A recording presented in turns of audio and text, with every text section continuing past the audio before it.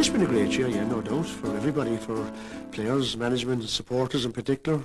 It's great to have another Munster title under our belt, but you know, that's kind of in the past. It wasn't a way. Time moves on and other competitions come in, and now it's an Ireland series, so we kind of look forward to that. This is a massive test, because they are the best team in Ireland, to be honest. I mean, I've learned a lot about Kilkenny hurling over the years, and you know, studied them and so on, and they are pretty exceptional. They're a very balanced team. They have all the big assets in the game, like they have strength and they have great hurling, they have ability, they have that know-how on a big day which counts, and they have the experience, and then they're double All-Ireland champions and a few leagues thrown in. So, I mean, we know we're up against it, but that's the challenge for us, and we'll have to raise our game and try and do our very best. We've put a lot of practice, a lot of training, a lot of individual work the boys did themselves as well, so there's good credit due to them all the time. And that kind of comes through then on a given time in their careers, and I would hope now that they're fairly mature to take on board what challenges lie ahead, and Sunday will be one of those. Yeah. It's red. John Milan, one of the heroes of last year, when Waterford went close, has been sent off. Yeah, he's a big loss, there's no doubt. I mean, he's one of the key forwards in the game, and you know, he's a loss, there's no doubt about that. We'd love to have him in there, but he'll, you know, we'll remember him throughout the day, and certainly, you know, we'll have to fill his shoes as best we can, and some other young lad will come in and try and play his part. And there's 30 players training since last November, so naturally enough, they'll all be ready to step in and do their bit. It would be great to get to an All-Ireland final. That's the ambition of all of us. But we're not underestimating the huge challenge, and you know what's going to confront us on Sunday. But we'll give it one hell of a go, I can tell you.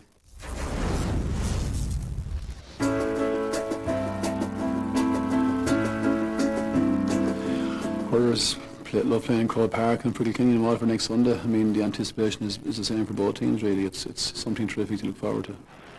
Our neighbours, you see, it's you know, across the bridge below in Waterford and in Kilkenny, and so many people from South Kilkenny work down in Waterford, and you know, there's great crack, I suppose, down there, and great rivalry, and you know, and it's intense rivalry, it's serious rivalry, but it's genuine rivalry as well. And you know, we've had some very good games with them over the last few years in the league.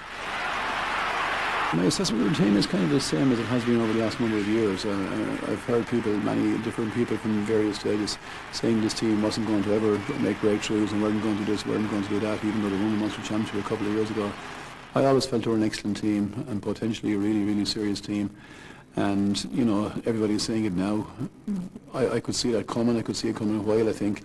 I think they've great leaders throughout the field, magnificent individuals, and speed around the field as well.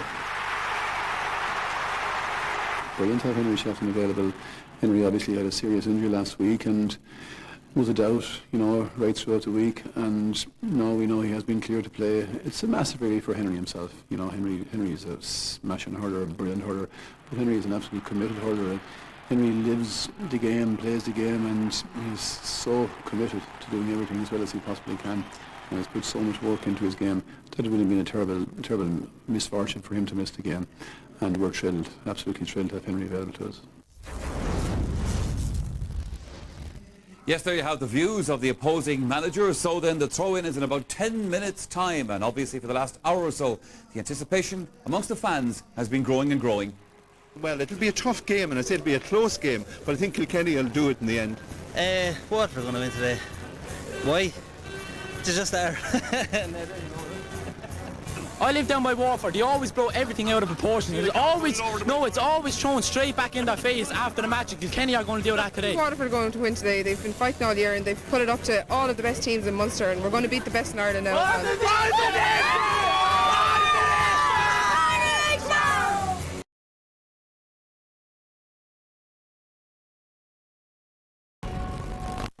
The Ireland hurling champions Kilkenny are here to defend their title against the Munster champions Waterford, and of course near neighbours down in the southeast there as well. Sarah Farrell, who's it for you today?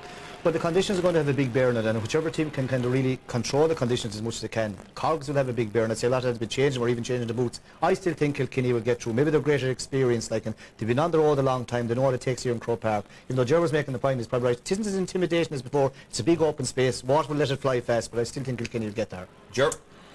Big battle today, Michael, between the two half-back lines. Whoever wins ball in these conditions in the half-forward line, whoever wins ball there are going to win this game. Now, I think if Waterford leave Owen Kelly, Dan Shanahan and Shane Prendergast in the half-forward line, they'll win a lot of ball, especially from the two small Kilkenny half-backs. Now, the question is, who's going to take out Ken McGrath? I mean, beat Ken McGrath, not to take him out physically. Will it be John Hine or will it be Henry Shefflin? There are so many ifs and buts, but I was down in Kilkenny during the week. I've never seen Kilkenny people so galvanising their support behind the team. They are really fanatical to win this 3 in a row. They're in the home straight, they see the winning post, it's going to be desperately hard to stop them. It is, and Waterford today are the team that will have that task ahead of them to try and stop them. They're lining up for the parade, so this is our cue to hand over to our match commentators for the afternoon. We say good afternoon again to Tomás Mulcahy and to Marty Morrissey. Thank you very much, Michael. Good afternoon. Welcome to a rather wet and damp Croke Park. The capital has been awash with rain this afternoon, making a lot of debate, a lot of talk about who the weather conditions or what the weather conditions will suit, and certainly Waterford feel they would have preferred a dry day. Kilkenny making their 8th consecutive All-Ireland semi-final appearance. Waterford back here for the first time since 2002 and bidding, of course, for an All-Ireland final appearance for the first time since 1963 when they lost to Kilkenny. This is the Kilkenny team selected by Brian Cody to start this semi-final. Not surprisingly, Michael Kavanagh and Tommy Walsh, who were drafted in for the replay against Clare at corner and wing-back respectively, retained their positions in the Cats' defence. Derek Ling and Ken Coogan continue their centre-field combination, while the attack centres on the news that Henry Shefflin has recovered from the eye injury he received in Thurles 8 days ago and will start. James Fitzpatrick impressed enough in his championship debut against the Banner to again be given the number 15 jersey.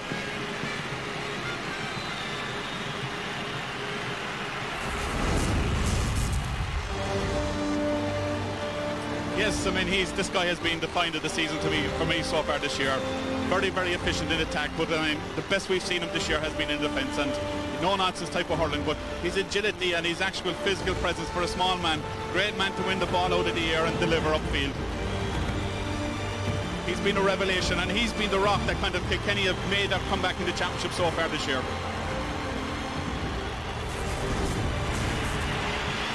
Justin McCarthy had a few surprises in store for people when the Waterford team was announced. Regular goalkeeper Stephen Brenner was out, and making his first championship start is Mount Sion's Ian O'Regan. Dave Bennett and Michael the Brick Walsh are named in midfield, while Shane O'Sullivan is the man chosen to replace the suspended John Milan. Consequently, Owen McGrath is transferred to the full forward line beside Dan Shanahan and Paul Flynn.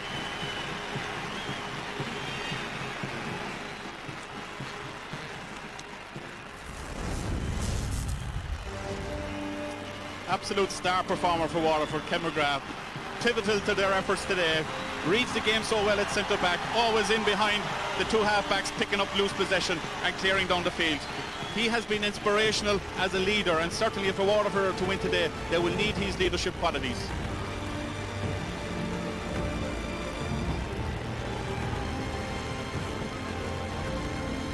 Ken McGrath, wonderful performer at this level and has been a star all season, and certainly it's a Waterford team that's highly motivated for this All-Ireland semi-final. They were to fly here to Dublin this morning, but because of the weather conditions there was last-minute panic, and they decided to come up by train and arrived here just around 12:30. Kilkenny, of course, meanwhile have always travelled on the day of the match, and they arrived here early this morning. There's a lot of expectation that there would be further changes. I'm sure there's going to be a lot of positional switches, but the Waterford people have made a weekend of it here in Croke Park, or here in Dublin, all around O'Connell Street and Grafton Street here in the capital last night. It was a wash of blue and white. And it was like, indeed, if the visitor that came from Greece a couple of weeks ago who visited Waterford, she thought that the Irish were supporting Greece in the European Championships. I'm afraid it was the Waterford Hurlers. And the Waterford Hurlers are here to try and bid for a place in the All-Ireland final for the first time since 1963.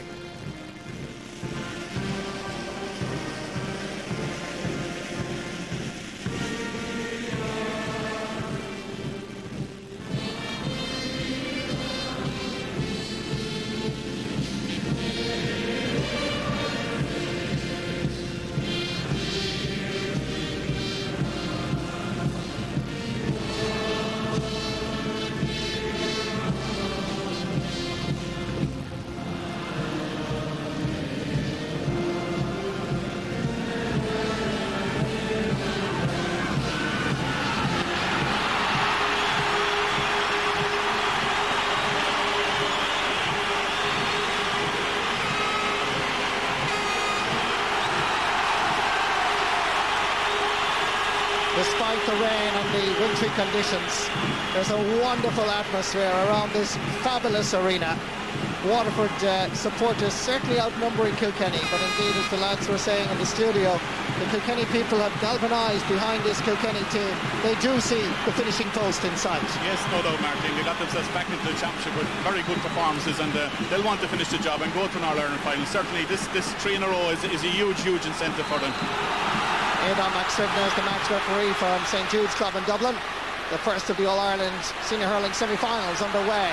Here come Kilkenny with the first strike at goal, and that has gone to the left and wide. Waterford, by the way, won the toss and decided to play from the canal end down towards the railway end, from right to left, as we look at it here in the Hogan stand. This is Ian O'Regan, the surprise choice goalkeeper here, just 19 years of age.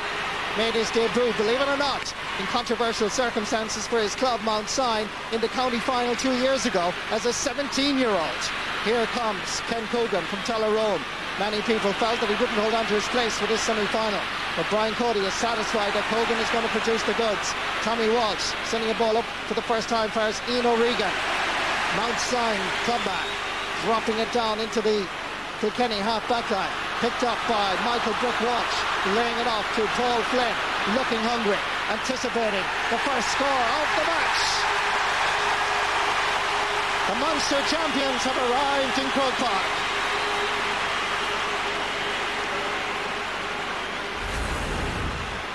Yes, a great score by Paul Flynn, and very evident from the start. Paul Flynn has taken up the position of left half forward out on top of Tommy Walsh, Kilkenny's best performance to date. Breaking ball. Well grabbed inside there without just squeezed out of his position. So possession, so it comes to Owen Murphy from the Shamrocks club. Intermediate club between Tallow and Youghal in County Cork. Back out to Big Dan Shanahan from Lismore. But it's a poor effort, and James McGarry happy to escort it over the line. Well, he really has been the star performer for Waterford. Total of 6 goals and 4 points in 3 championship games. Well, James McGarry certainly produced a fabulous save in the drawn quarter-final against Clare from Tony Carmody, down at the other end, at the canal end, at a time when Clare were rampant. Owen Kelly. Here comes Tommy Walsh.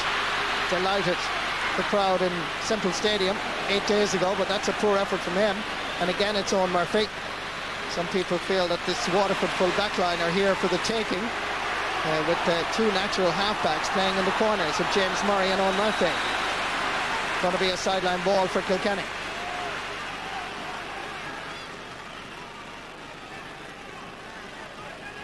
It's going to be taken by Ken Coogan.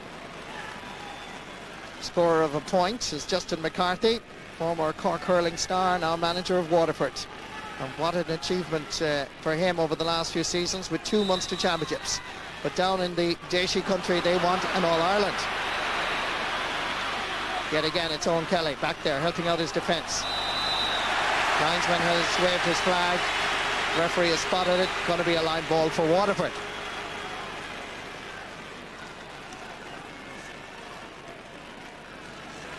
The one and only Brian Cody, 6th year in charge of Kilkenny, along with Johnny Walsh and Noel Skehan.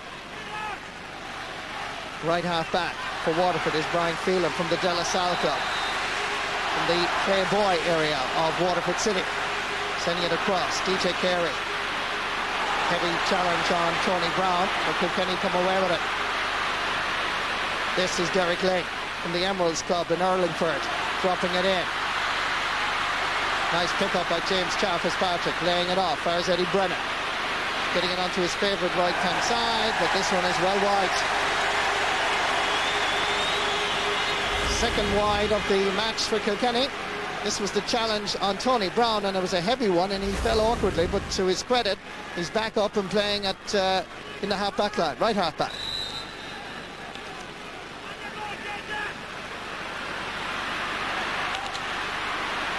Breaking ball again.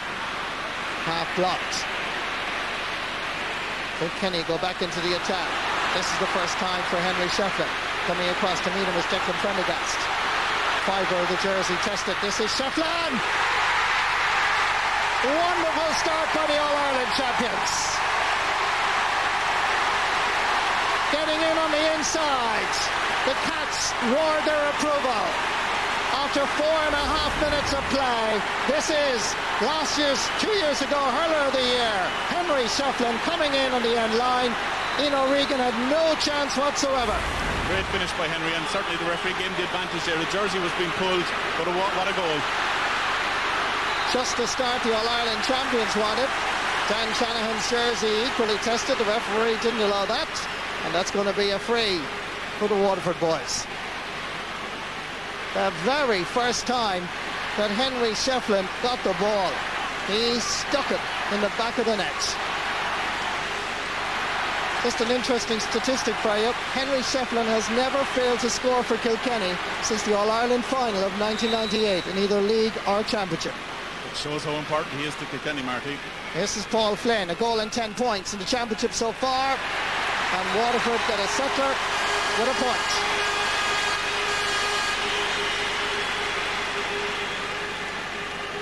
Man of the match in the Munster hurling final. As we look down at the reverse angle from the Cusack stand, here's Shefflin getting inside Prendergast. The goalkeeper had no chance to stop that.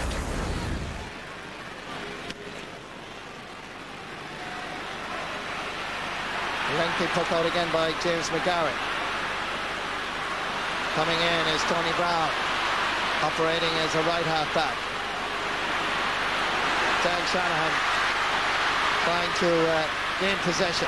Back outside for his own Kelly. Owen Kelly hits it well, but well blocked down equally. Coming out to meet this, Henry Shefflin. Comes back for his Ken McGrath. Stylish, powerful hurler, operating at centre half back. Breaking ball here.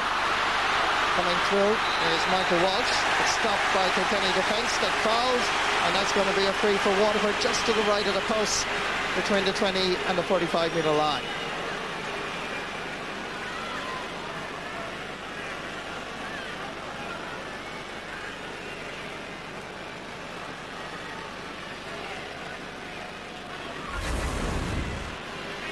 This is the foul on Michael Brick Walsh.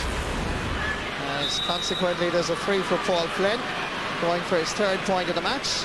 Also Waterford's third, and his second from a free. Level for the first time after 7 minutes of play. Good response by Waterford, Tomas. Great response, and great response by Paul Flynn as well. And then the good news maybe for viewers at home is the rain has stopped. I mean, it is greasy on the top of the surface, but I mean, it's stopped and it's making it easy for the players to play. Puck out drops a little bit shorter than normal. Sent back in by Dave Bennett from Lismore. Well gathered by James Ryle from Great Ballycallan. Sending it down that far overside in front of the Cusack stand. Superbly gathered by Tony Brown. In towards the middle. Peter Barry getting a hurley to it. Coming in to help him is Ken Coogan and Michael Kavanagh. Played splendidly against Clare in the quarter-final replay. Owen Murphy in a spot of bother there. There was a hold on the hurley by Owen Murphy, and that's going to be a free dead straight in front of the post for Kilkenny. I think he's given the free for picking the ball off the ground. Owen Murphy picked the ball off the ground, Martin. You know, that's why Aidan has given the actual free in. So a chance here for Henry Shefflin. Scored a massive 4 goals and 36 points in 5 games. He can add on a 5th goal already. That's what it looks from behind the posts at the canal end. And Henry Shefflin taps it over the bar.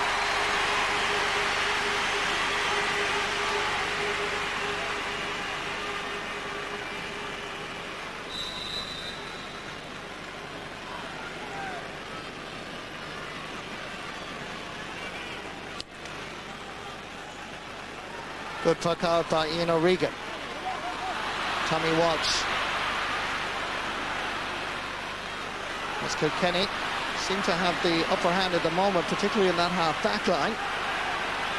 John Hoyne struggling to get away from the defence. DJ Carey battling with Tony Brown, who's doing a man-marking job on him.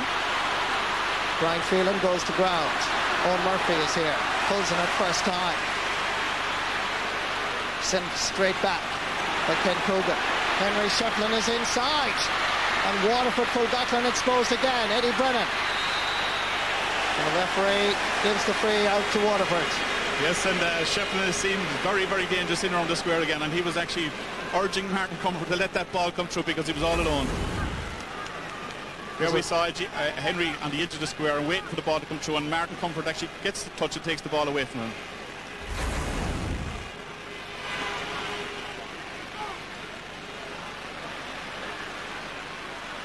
Long puck out again by Ian O'Regan. Referee is going to blow the whistle here. Going to give a throw ball.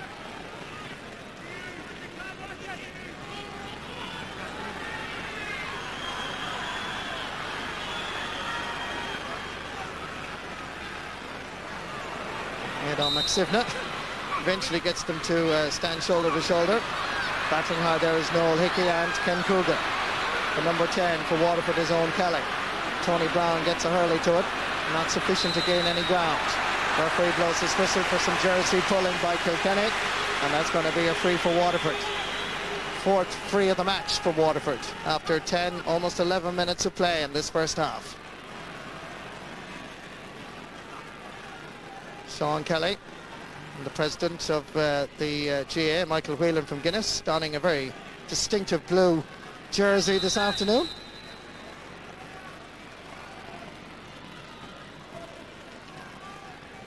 Paul Flynn dropping this in and sending it over the bar.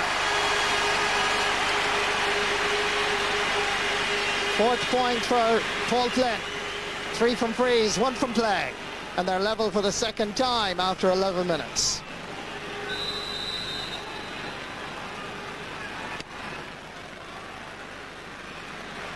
Puck out by James McGarry. Nobody quite connecting with the sliotar. Henry Shefflin is there. 4 out of 4 scoring chances, as you can see. Statistical information coming through to you. This is Ken Coogan. Has the time to steady himself and sends it over the bar. It's his second point in the championship. He scored a point against Clare in the drawn match here in Croke Park. And Ken Coogan scores his first in this All-Ireland semi-final. It's great build-up play again by Henry Shefflin. See the man in space and give him the ball, and great turning off the left hand.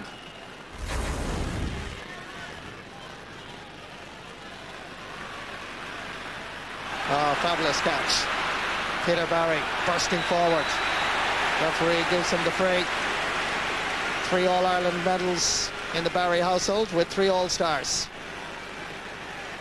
You certainly won't forget that Leinster final when his shot was, the clearance was blocked down by Mick Jacob of Wexford. But Pete Barry is still one of the best centre-backs in the game. And for some dissent from Waterford players, there's an extra 13 metres, and this is going to be taken by DJ Carey. 10 points so far in the championship. 3 points against Clare in the replay. This could be his first in the semi-final.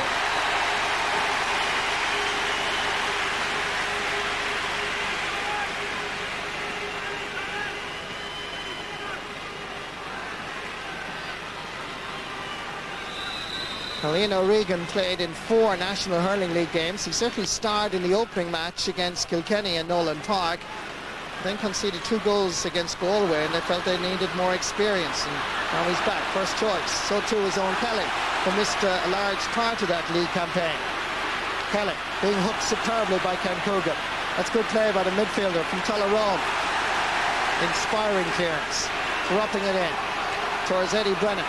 Getting there is Brian Phelan. Comes far as Paul Flynn, and that ball is flying over the crossbar.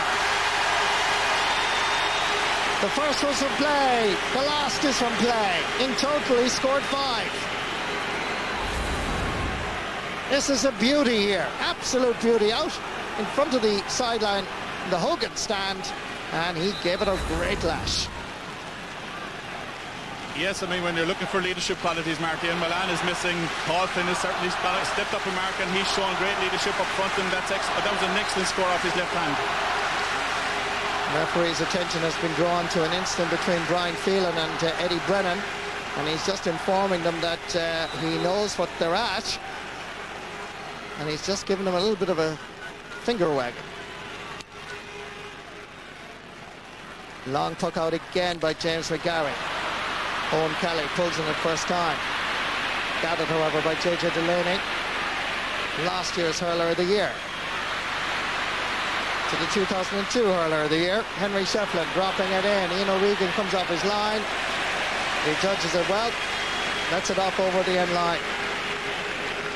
Third wide of the match for Kilkenny after 14, almost 15 minutes played.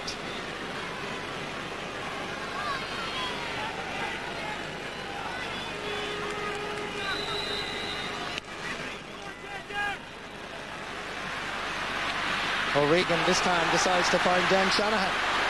Superb catch. Slither glued to the hurley. JJ Delaney chasing after him. Good work by Shanahan. He's come to ground, however, and the referee has blown his whistle correctly and is going to give a throw ball here. Lovely, superb skill by Dan Shanahan. It's going to be a marvellous duel all afternoon, because JJ Delaney loves putting up his hand as well, and Dan Shanahan, as we've seen there, is a great man to pluck the ball out of the air and take it on, and I'm sure we'll see Dan popping up around the edge of the square once or twice in the afternoon again to continue those goals that he's actually got in the championship this year.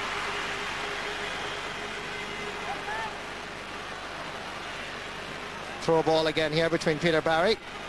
The 9 for Waterford is Michael Walsh, but it's hard to organise it, as every player seems to be fully focused on that slither. Here comes Paul Flynn, trying to get inside the cover. 2 Kilkenny players take him down, but surprisingly, the referee says Paul Flynn took too many steps with the slither. Waterford people cannot believe it, neither can Paul Flynn. And the Kilkenny players, their reaction was noticeable. They immediately clenched the fist in the air. Just see this again. That's a harsh, it's a harsh decision, Marty. But I mean, the free that was given previous to this, because Peter Barry ran out the field, Paul Flynn ran straight to the referee and said he'd taken too many steps, and he brought the free forward for DJ at that stage. Maybe he's paying a price for maybe that indiscipline. Great free by James McGarry. Here comes Henry Shefflin, tapping it inside. Danger, but Tony Brown is back there to sweep up. Get in a half clearance. James Fitzpatrick chasing after this one over the far side. Minor from last year's All-Ireland winning team made his debut in the quarter-final against Clare. Crossfield ball comes across to Ken Coogan. Already scored once, but fails to do it the second time so far.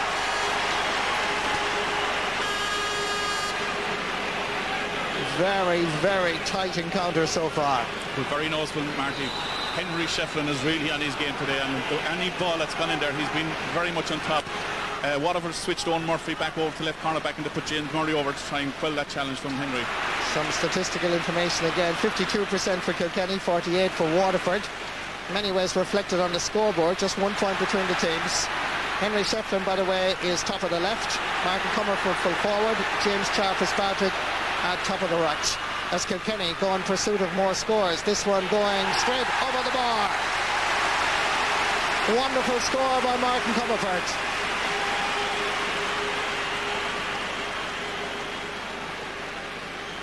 The captain from O'Loughlin Gales, showing perhaps maybe to Brian Cody that his best position is at full forward. Tried out on the wing, but now moved in a tactical switch to the edge of the square. Well gathered again by Kilkenny midfielder Ken Coogan. In towards James Fitzpatrick. Lovely little flick ahead as Declan Prendergast lunged in. The cross from Fitzpatrick. 2 against 1 here, knocked away. Comes back out first, Martin Comerford. Palming it across. Oh! Henry Shefflin was waiting for it, but what about that for interception? An invaluable piece of defending by right corner back James Murray. Heart-stopping moments for Waterford as Tommy Walsh sprays it across over to the far side. Tony Brown is there for Waterford. Lashes it down up towards Big Dan, who's now operating full forward. Owen Murphy coming through. Owen Kelly here. James McGarry watches on as Michael Kavanagh tries to get in an effective clearance. This is Owen Kelly, chasing, pursuing. Nice little stick work by Delaney, just putting the hurl in with the left hand and then hits it on the right hand side. Beautiful, stylish hurling. Grabbed spectacularly around the centre of the pitch by Eddie Brennan, and they thought he could only play as a corner forward. Henry Shefflin now operating, a lovely flick outside the Comerford. The All-Ireland champions are playing like champions. Here comes another point. Magic Kilkenny. Beautiful to watch. But that all started, Marty, way back in defence there by JJ Delaney. Great touch, get the ball out the field, long clearance. But like Henry Shefflin is all over the place, Marty, and there's so much room be given by that Waterford full back line. People felt that they were suspect, and certainly in this first opening 20 minutes that's proving to be the case. Some beautiful stick work in evidence here. Owen McGrath trying to scoop it up. He's fouled by Michael Kavanagh, and that's going to be a free for Waterford. Owen McGrath here seemed to be tripped as he was going down, but still possibly a little bit harsh. I think it was a harsh decision, Mark, to be honest with you. I think there was nothing much in that. Paul Flynn, scorer of 5 points. Going for half a dozen here in front of the posts. Straight over. Interesting switch, Tomas, now that we have a break. The fact that Justin McCarthy has decided to move him from corner forward to left half forward in an effort to make sure Tommy Walsh doesn't gather clean possession. Yeah, and it's working very well. And certainly up the left-hand side, you can't fault Waterford, but they're not winning the duel at centre forward or over on the right-hand forward side of it as well, because JJ Delaney is very effective in the game as well. Good work here by Brian Phelan. Up-and-coming star. Gives away possession, however, as Michael Kavanagh. Acted very well as that sweeper below and Perlis against Clare. Kept in play by Michael Walsh from Stradbally. Sent back by his own Murphy. Switches the direction of play. Here comes James Ryle. Tries to get there ahead of Shane O'Sullivan. He's operating at top of the right at the moment. James Ryle battling hard. Pulled on by Dan Shanahan to try and flick it back far as Dave Bennett from Lismore. Tactical switch by Justin McCarthy as well. Mentioned earlier, Dan Shanahan has gone in full forward. Dan Shanahan's gone centre forward. Seamus Prendergast is now on the 40. Brian Phelan is down injured. He won Fela hurling and football in the recent years, his club De La Salle. And certainly for Brian Phelan, one of the most improved and most consistent players. Normally played as a wing forward or as a corner forward, but in recent seasons has been playing as a right half back.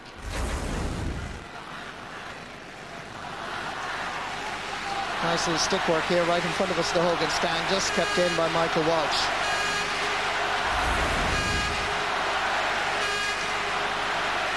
Waterford, through their manager Justin McCarthy, reorganised his half back line. Most people would have felt that Ken McGrath was a better centre forward or wing forward, but he's been absolutely brilliant at centre back. Yeah, it was one of those, Marty, at the start of the championship I was maybe criticising the Waterford management for not placing me at centre forward, because I felt that the lack of strength up there, and he was the key man, and you need a leader at your centre forward position, and but he's given awesome performances this year at centre back, and you can't fault the management for moving him there.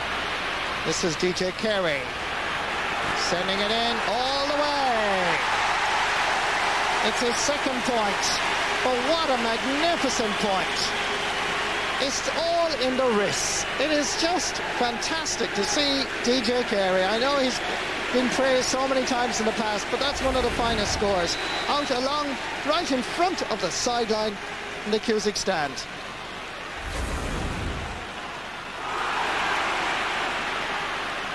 Good work here by Kilkenny, and Waterford have problems in their half-forward line. They can't seem to get past Tommy Walsh, Peter Barry and JJ Delaney. There's a chance here though for John Hoying. Over this side is Eddie Brennan. He's going to go for it, and O'Regan saves. Brilliant. Waterford defender hits the deck. There's a chance again. Disaster for Waterford. Brilliant goal for Eddie Brennan. But after a fabulous save by young O'Regan, the defender lost his footing, and a gift, early Christmas present for the Cats. Yes, and I mean, but that's great shot, great block, and I mean, you cannot fault Ian O'Regan here. It was a great block, but if then the defender slips, needs to clear his lines. When that ball is breaking around the square, your first job is to get it out to the wings. No matter how you do it, just get it out. But when it stays around the square, that Kilkenny team are always a threat, and it's a great stroke by Eddie Brennan to the back of the net. Declan Prendergast, very unfortunate to slip at that moment in time. Kilkenny go in pursuit of more scores. Brian Phelan's first touch leaving him down, and that's going to be a sideline ball for Kilkenny.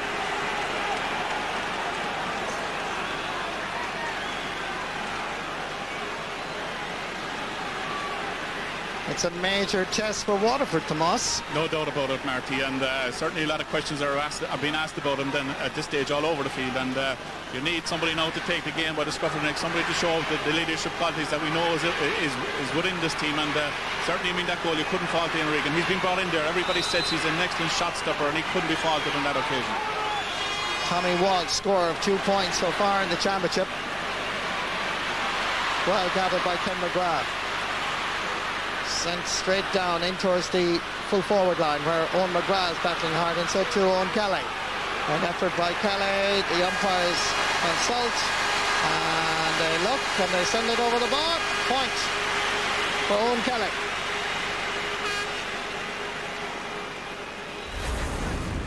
Yes, I mean, it's a key feature of the game, Marty. Even though it's difficult conditions, some of the point scoring has been absolutely fantastic. Here we see Owen Kelly out on the end line, out on the touch line. You would say you'd have a hope in hell of scoring from that position, and there are some fantastic scores. Long puck out again by James McGarry. Tony Brown, a little bit of pressure here. Kilkenny dominating midfield by Ken Coogan in particular, going for his second point of the match, but again sends it wide. 1 out of 3 chances for Ken Coogan. Scored once, but he also registered Kilkenny's 5th wide of the game.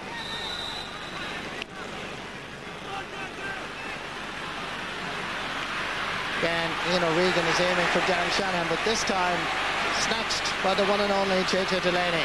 Shanahan pursues, but pursues in vain as John Hoyne has a go here and sending that to the right and wide.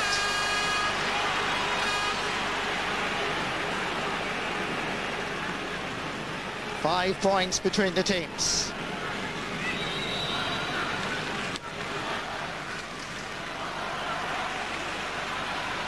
Tommy Walsh unable to get this one. Breaking ball again, picked up by Kilkenny. By Derek Lang. Brilliantly gathered by James Fitzpatrick.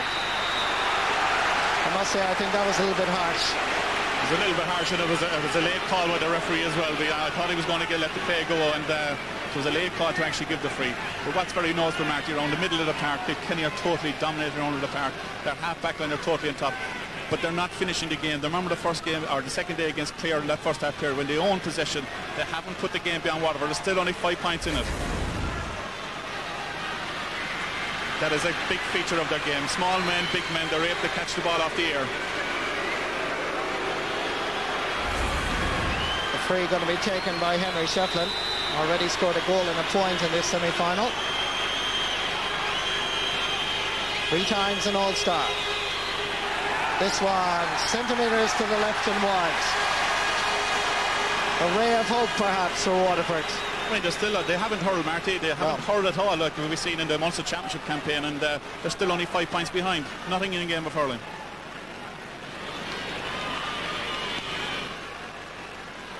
Ian O'Regan again aims for that far over side. Owen Kelly chasing after this. Getting there first, however, is Derek Ling. All-star hurler for the last 2 seasons. Playing it down the middle towards John Hoyne. His effort half blocked. Comes over for his Michael Walsh. Again, great block down. Kilkenny continue to pursue everything. Brian Phelan. Deep into the Kilkenny half. Picked up superbly by Michael Kavanagh. He always seems to be in those kind of positions. Van Larkin did that years and years ago. Michael Kavanagh continuing on that tradition. And there he is again. Battle here between Eddie Brennan, John Hoyne, lovely stick work again. This time James Murray for the second time in the match. Shows his power and his anticipation.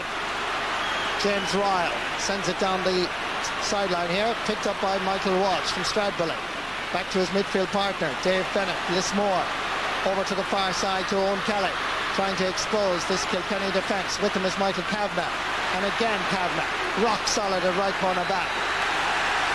Subsequently fouled, and Kavanagh, you can see the way Kilkenny are geared up for this, and You know, normally we see Kilkenny coming through the Leinster Championship campaign onto the All-Ireland semi-final, etc. But they're actually bringing a new dimension to the whole championship. Yes, but I mean, this is a fresh man coming into play. I mean, he was hurt for not being picked all year. There was maybe a bit of outcry in Kilkenny. Why isn't this guy in the team? And he's coming back to show, I want to get on, hold on to my place. If we win today, I want to be playing in an All-Ireland final.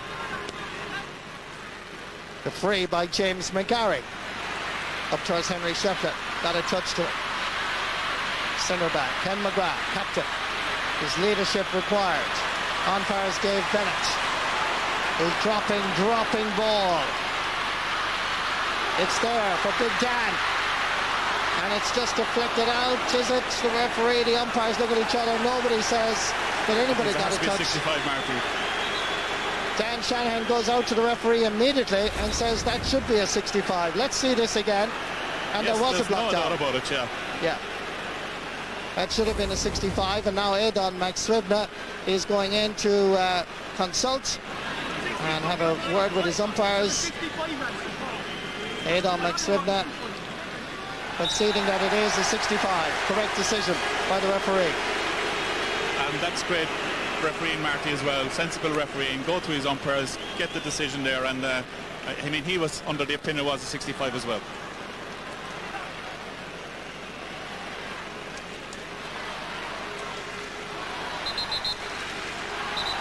John Milan sent off, of course, in the Munster final. Unavailable for this All-Ireland semi-final, looks on anxiously. Paul Flynn, score of 6 points, takes this 65. Hits it sweetly and accurately. 7 points for Paul Flynn, 8 for Waterford. The only other player for Waterford that has scored is Owen Kelly.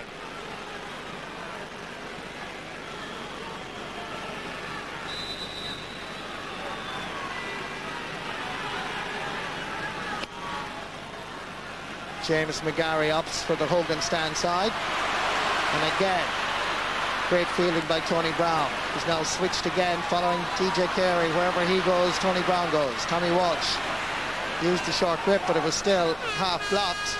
And the linesman indicates that it is a Kilkenny ball correctly.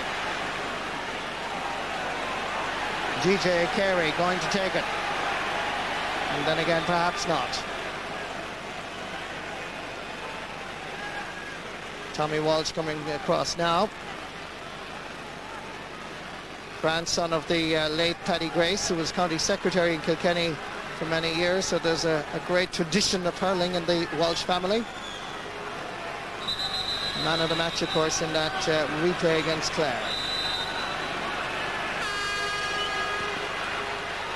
Half blocked, going back to gather is Michael Walsh. Man who's played football and indeed hurling, but his pass goes into John Hoyne. It's a giveaway. Hoyne lofts it high. Ian O'Regan is underneath it, but so too is Henry Shefflin, getting his second goal. They were watching for the ball to drop from the clouds.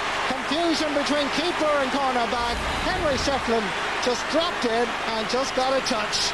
Here it is again, the long ball from John Hoyne, dropping very, very high. Goalkeeper waited for it. Henry Shefflin didn't. Ball in net. And Waterford need to reorganise, and very, very quickly. Michael Kavanagh sending it down, knocked away by Tony Brown. Chasing after it here is Michael Walsh.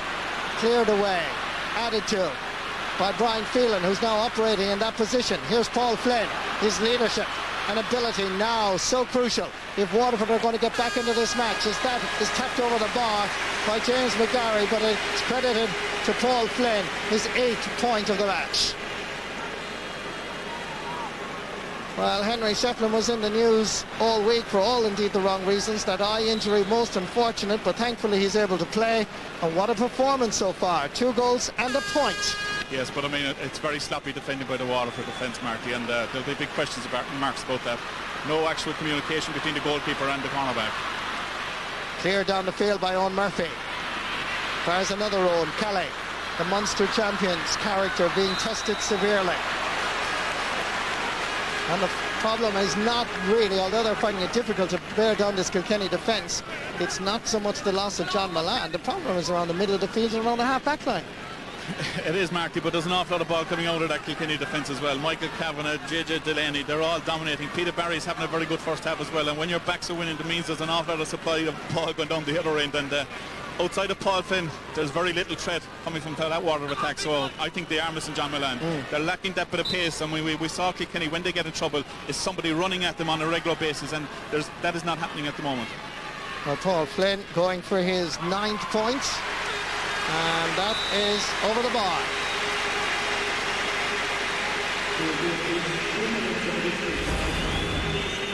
This is the goal a while ago.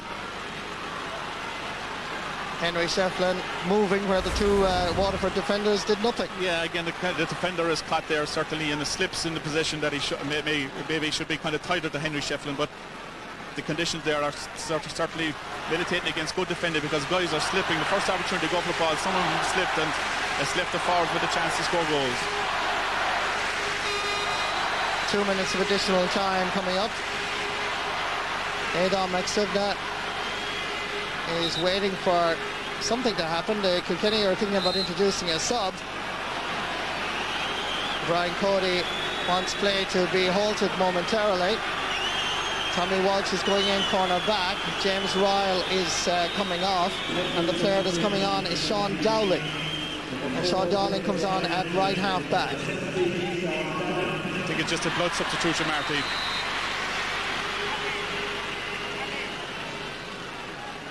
Yeah, I think you're right actually, Tomas. James Ryle is getting some medical attention along the sideline. So I think that is an official blood substitution that has occurred. Referee wants to throw in the ball here.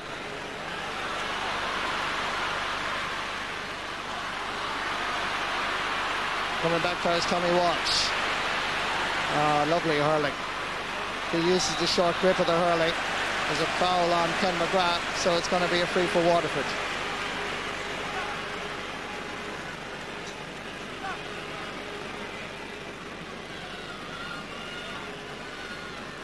This is going to be another free for Paul Flynn. And despite Kilkenny's 3 goals, Tomas, when you think about it, really, Waterford aren't that far behind. That's what I've just said, Marty. In this first half, 36 minutes gone, still only 5 points, and it could be 4 points in it now. Paul Flynn from the middle of the pitch sends it over the bar.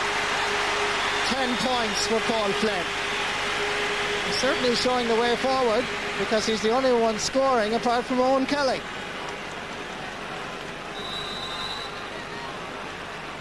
Justin McCarthy will be hoping for a lot more from his forwards. I think he'd be happy to go in at half-time, having conceded 3 goals, 2 to Henry Shefflin, 1 to Eddie Brennan, to be only down by 4 points. But that change, perhaps, as going forward here is Seamus Prendergast. 3 Kilkenny players, his sheer physique still powering his way through. Seamus Prendergast turns to the referee, saying, why not a free? Marty, I think it had to be a free in there. I think there's 2 or 3 players all over Seamus Prendergast. Couldn't get to release the ball. Seamus Prendergast going through here, surrounded by Kilkenny players, powering his way through. Referee says there was no foul committed. Peter Barry ends up with his hands over his shoulder, so I certainly would think there was a free in there. Dave Bennett with the sideline cut. It's a good one. And despite conceding 3 goals, 2 by Henry Shefflin after 4.5 minutes and after 32 minutes, a goal by Eddie Brennan after 23 minutes gave Kilkenny the edge. But thanks to Paul Flynn, who has scored 10 points. And apart from Owen Kelly, he's the only one that has scored for Waterford. Waterford trail by this scoreboard, 3 goals and 6 points for Kilkenny. Waterford 11 points, 4 points between the teams. An interesting first half, and certainly a real test of character for the Munster champions, as the All-Ireland champions went forward, Henry Shefflin being very difficult to hold. Let's go down to the sideline for some half-time reaction with our sideline reporter today, Jim Carney. Thank you very much indeed, Marty. We're joined by Kilkenny selector Noel Skane. Noel, how do you read the first half? Well, I suppose, Jim, we were quite happy the way we went in the first half. We got some good scores, but the worrying aspect of it is that we're keeping Waterford there with fouls, frees, like, you know. I don't know what Waterford got from play, but they didn't get that much from play anyway, did they? Yeah, and if you could take out the goals, which of course we can't do, we don't want to know that, we have to say that Waterford have responded very well and have really kept in touch and have kept their heads up. Oh, well, you expect that from Waterford, like, you know, they're Munster champions, and we're been busy for the last couple of weeks as well. So, all in all, like, I suppose we can't be too unhappy about our performance, but I suppose in fairness to Waterford as well, like, the goals would cause most teams problems, and they are keeping their head up, and they are coming back at us now. Yeah, because no, it will certainly, there'll be a lot of talk about Henry being in there again and what he means to you and all that, but your defence, you have to be happy with the quick, fast, hard play of the backs in there. Yeah, well, the quick delivery is suiting us at the moment. Like, the quick delivery to our forwards will suit our forwards most times, Jim, anyway. Like, you know, the ground is a bit slippy, all right, and it's hard to control it. But I suppose, like, if we take our chances now, we have the first half going, so that'll never have to be played again. Yeah. So if we can win the second half, we'll be quite happy. Fair enough. Noel, thanks for staying out to talk to us. Thanks, Jim. Thank you very much. And with that, as we say goodbye to Noel Skeels and let him into the dressing room, we hand back to Michael Lester. Jim Carney, thanks for that. Well, Waterford are trying very hard indeed, but Kilkenny are playing better. Gentlemen, the goals. I mean, the Waterford defence is all over the place. Full back line is a problem, and young goalie, you couldn't blame really. Like, you can't blame him for the goals, but the full back line are under pressure all day. Now, after saying all that, they made some great clearances, but like Henry got his 2 goals. Like, they were ball watching the last one. The other one he cut in along and took an impossible angle shot. Eddie Brennan came in for one, and the goals are putting Kilkenny in the driving seat. But after all that, Paul Flynn up front to score 10 points. No Skeen is touching it there.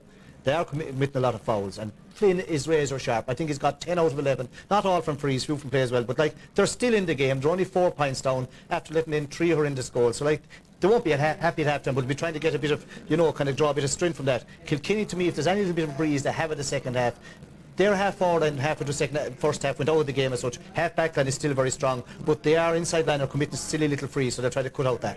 OK, we'll be talking to Ger Loughnane after the break and his thoughts on today's game. Let's get that commercial break out of the way first.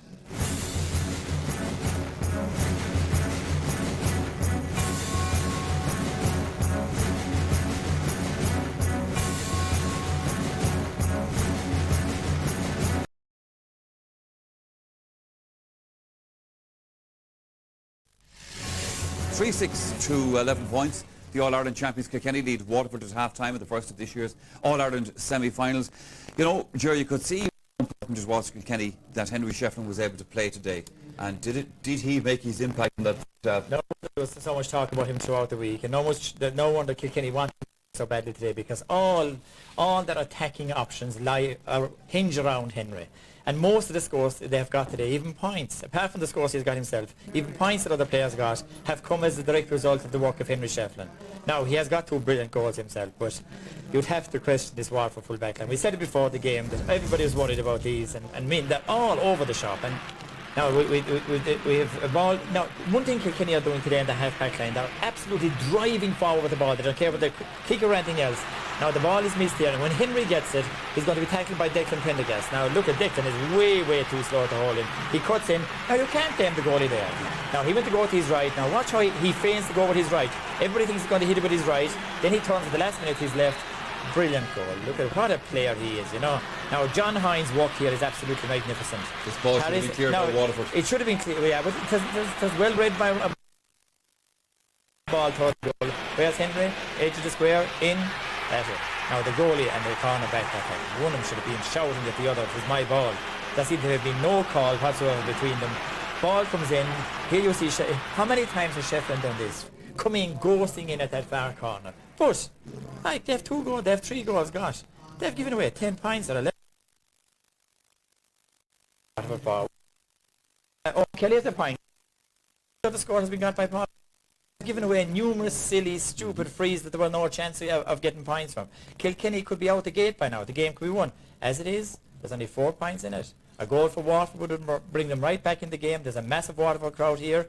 And from about the 20th minute until 35th, very like the Clare game now in a way. Kilkenny's scoring rate is falling again alarmingly. And you know, the first 10-15 minutes of the second half is going to be very interesting. It will, but I mean, you can't, without keeping banging on about it, you can't take away from this Waterford full back line Eddie Brennan's goal. The keeper actually made a save. Made a fantastic and then save. then the posse wasn't around to help out. No, there was 2 or 3 Kilkenny lads. It reminded me of the tip game last year. They all cluing up the heater. Like That's here right. again, like you know, like it's just they are driving on and everything. Now DJ little tip back here out into space. They run down the middle here. Lovely little hand pass. Now this is a great save. Can't blame the keeper there. But look, it comes back out here again and eventually just breaks here. Eddie, the lad that took the shot, Eddie Brennan again. Again the instinct. Most forwards there, Michael, would actually pick up the ball. But again, when it comes back out here to him, he flicks it on the ground, back in it, just his wrist. Breaks from here. But Look, three of them. Kilkenny forwards. One Kilkenny, one Bang. Waterford back. So where are you going? Like, what's that full back line doing? But after saying that, it's just that, like, there's only 4 points in it. Waterford goal bring them back into the game, but Kilkenny won't be happy with their defence for giving away the soft freeze. They will be happy with the general play. But I think I think first of all, Waterford should bring on Tom Feeney. Tom Feeney's better than most of those 3 there. Well, He's a much safer player than at least 2 of that full back line. Yeah, I mean, we're criticising the Waterford full back line here as well, but I mean, looking down here at the Waterford scores, Paul Flynn, except for one Owen Kelly. I mean, without Paul Flynn, they're really bunched. It's like Paul Flynn versus Kilkenny, but to be fair to him, he's on sound today. He's got them from playing, got them razor sharp from free. He started off knocking over everyone, and he's winning a duel, winning with Tommy Welch, like, which is hard enough to win. Now here he's a good 65 yards out here on his left side, over the bar, and he did the same from his right side. This guy, he's on sound today, and if he gets a 21 here, he's going to get another break here. Goes across here on this side, going to come to him here again. Picking up, he's after travelling from the far hand side now. Again, this time he swings around, has a little look, right hand this time over the bar. Left to right, he's equally good. And he's in such form today that if he got a 21, he'd probably go for yeah, goal. and you know by his body language straight away. He looks relaxed today. He looks confident. He looks as if he's down on toilets or he's in his own backyard. He doesn't look under pressure. All the other Waterford players are tense. I think some of the other Waterford players think they're down on toilets. No, they think they're at home because they're very, very tense and they haven't loosened out at all yet. And Kilkenny are just tidying up the back line. Mick Kavanagh, absolutely fantastic at cornerback. Peter Barry is just blowing everything out of it in front of him at centre back. But having said that, Kilkenny are still only 4 points ahead. Yeah, okay, another break, gentlemen. Back for the second half after that.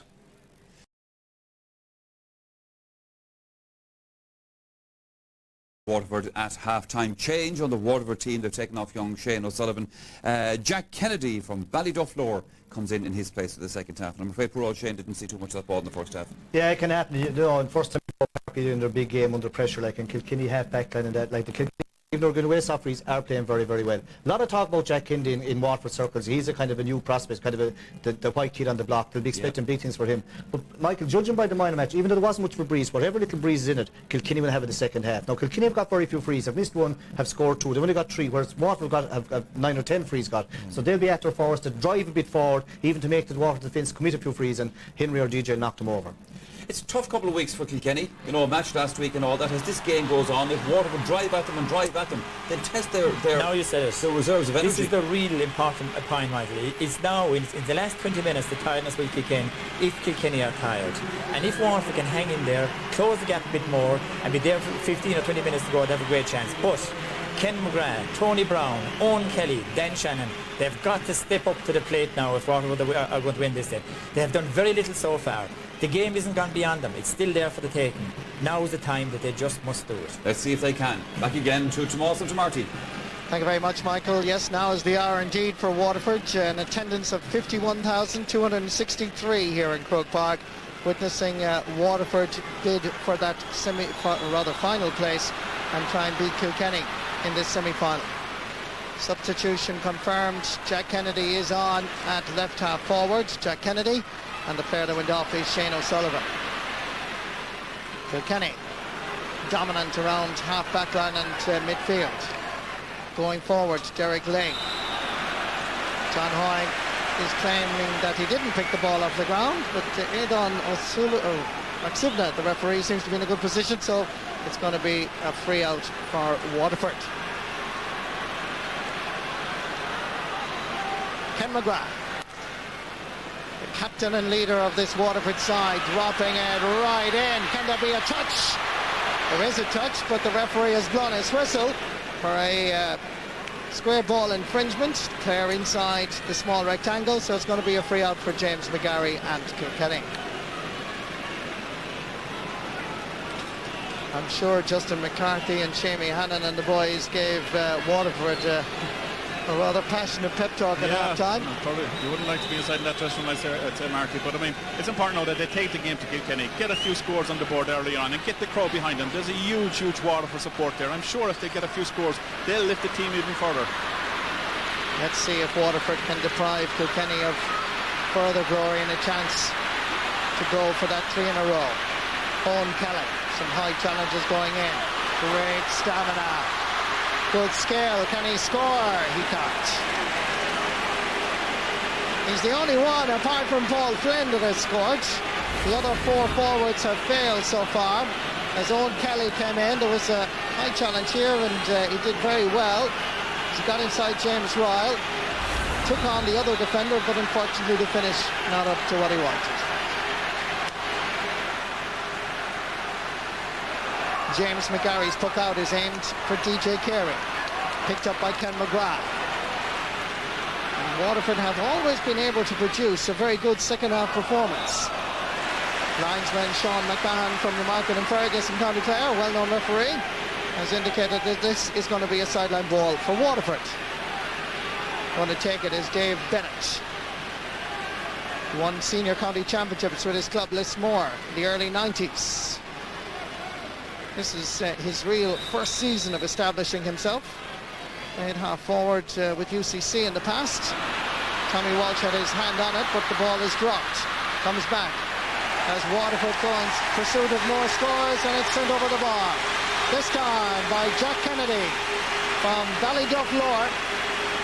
Came on in the championship games, most of them so far. Very close to starting today. Yes, I mean, there's a lot of talk about this guy that maybe he should have been off from the start. But that's the only way to answer people if he should have been in or not. No, put the ball over the bar, and that would boost his confidence to no end. The battle of the champions in Croke Park. Long ball, James Murray. Again, that full back line looked a little bit dodgy at times. Owen Murphy coming across under pressure from Henry Shefflin. Still Owen Murphy. Referee has blown his whistle. And the referee claiming that Owen Murphy had held the ball beyond the allowed limit. Sidney caught the ball 3 times, Martin, and it's a free in for Kilkenny. So it's going to be a free in for Henry Shefflin.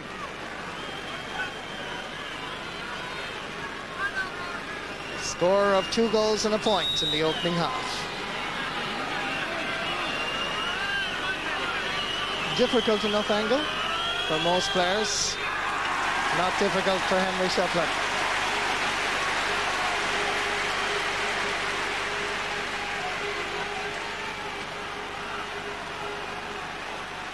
Back to 4 points with 4 minutes played in the second half.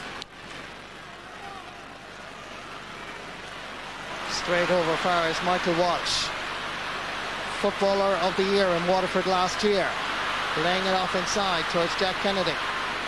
This is Owen McGrath dropping this one in. Is there a connection? It's loose. James McGarry happy to just drive it anywhere, pulls it, not going to reach the sideline.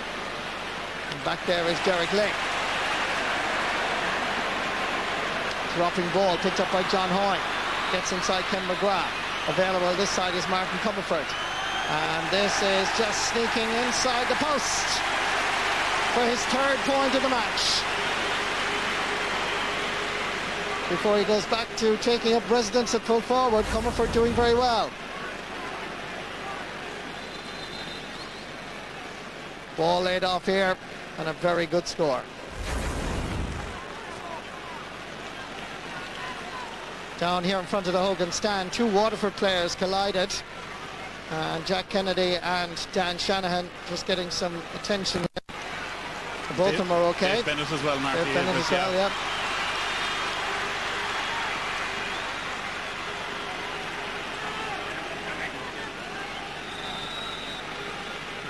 Owen Kelly is now operating as full forward. Dan Shanahan is moved out to wing forward, the way he started the game. Meanwhile, it's Kilkenny and Eddie Brennan enjoying a little bit of freedom out in the half-forward line. Laying it in far as Martin Comerford. This hit onto his left-hand side and sends it wide. 8th wide of the game for Kilkenny.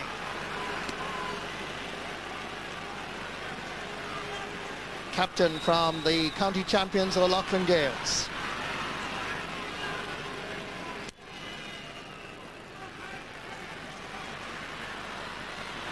Ian O'Regan's puck out, dropping inside the Kilkenny half of the field. But again, they're continuing to dominate in key positions. Yes, I mean, Waterford getting very little return over a half-hour line, Marty, and they're driving, Kilkenny are driving them forward. Peter Barry, JJ Delaney, and winning frees, and this is like in DJ's position here. I mean, to get the frees, and if they score them, they're punishing Waterford all the time. Last year's All-Ireland winning captain.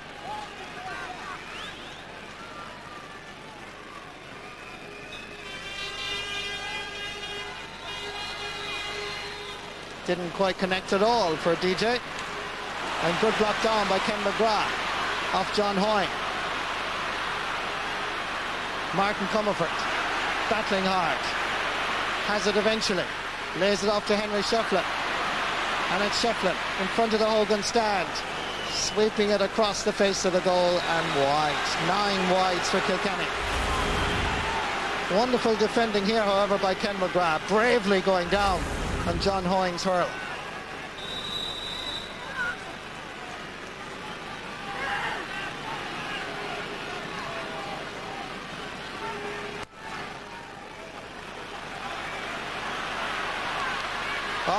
Fantastic catch by JJ Delaney.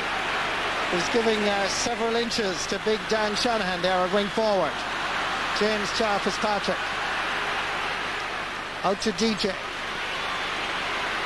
Ken McGrath comes along and says hello.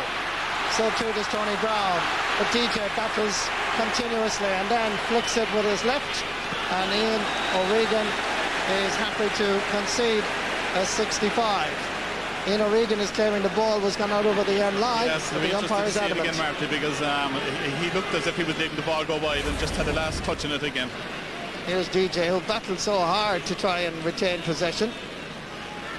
Certainly is a close one, you know, and didn't think it was actually gone wide at that stage, Marty. He got his touch with, so it's a 65.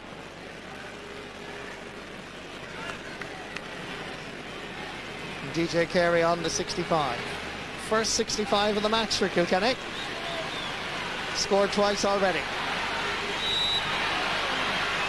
One from play, one from a free.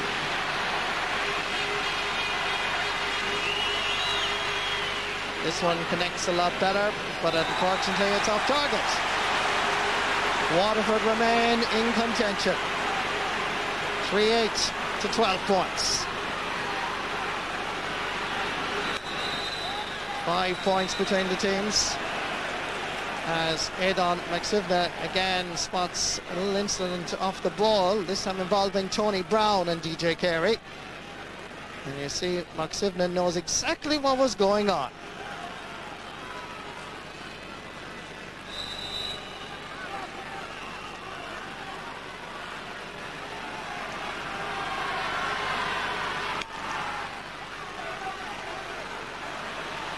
Again, Owen Kelly and Dan Shanahan battle it away. Goes back past Tony Brown. Dave Bennett come forward to right half forward now. Bennett sends it to the left and wide for Waterford's 4th wide of the match. And their 2nd in the second half.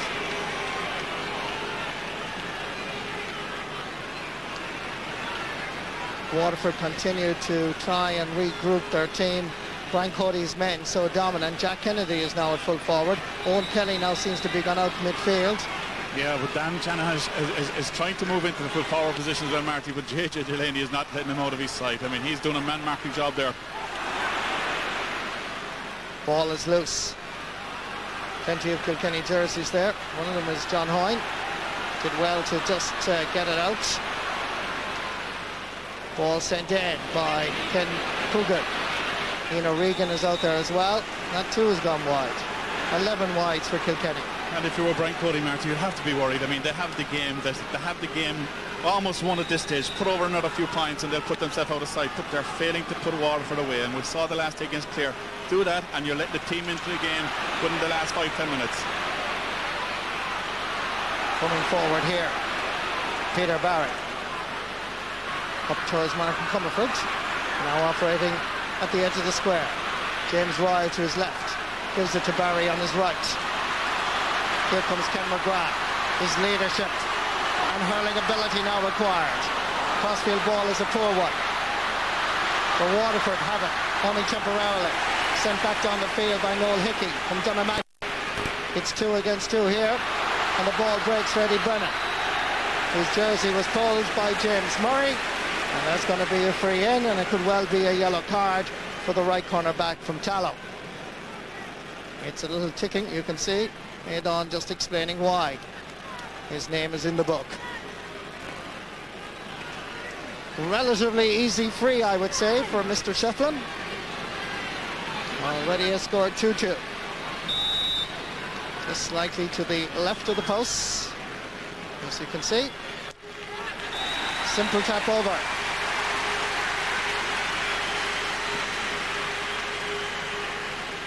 A little bit more daylight now between Waterford and Kilkenny. Justin McCarthy urging his players, looking for a little bit more.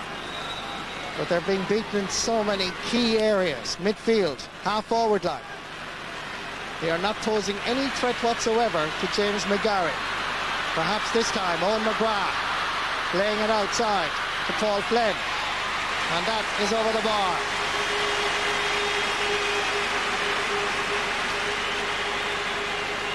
He continues to provide the greatest scoring potential for Waterford.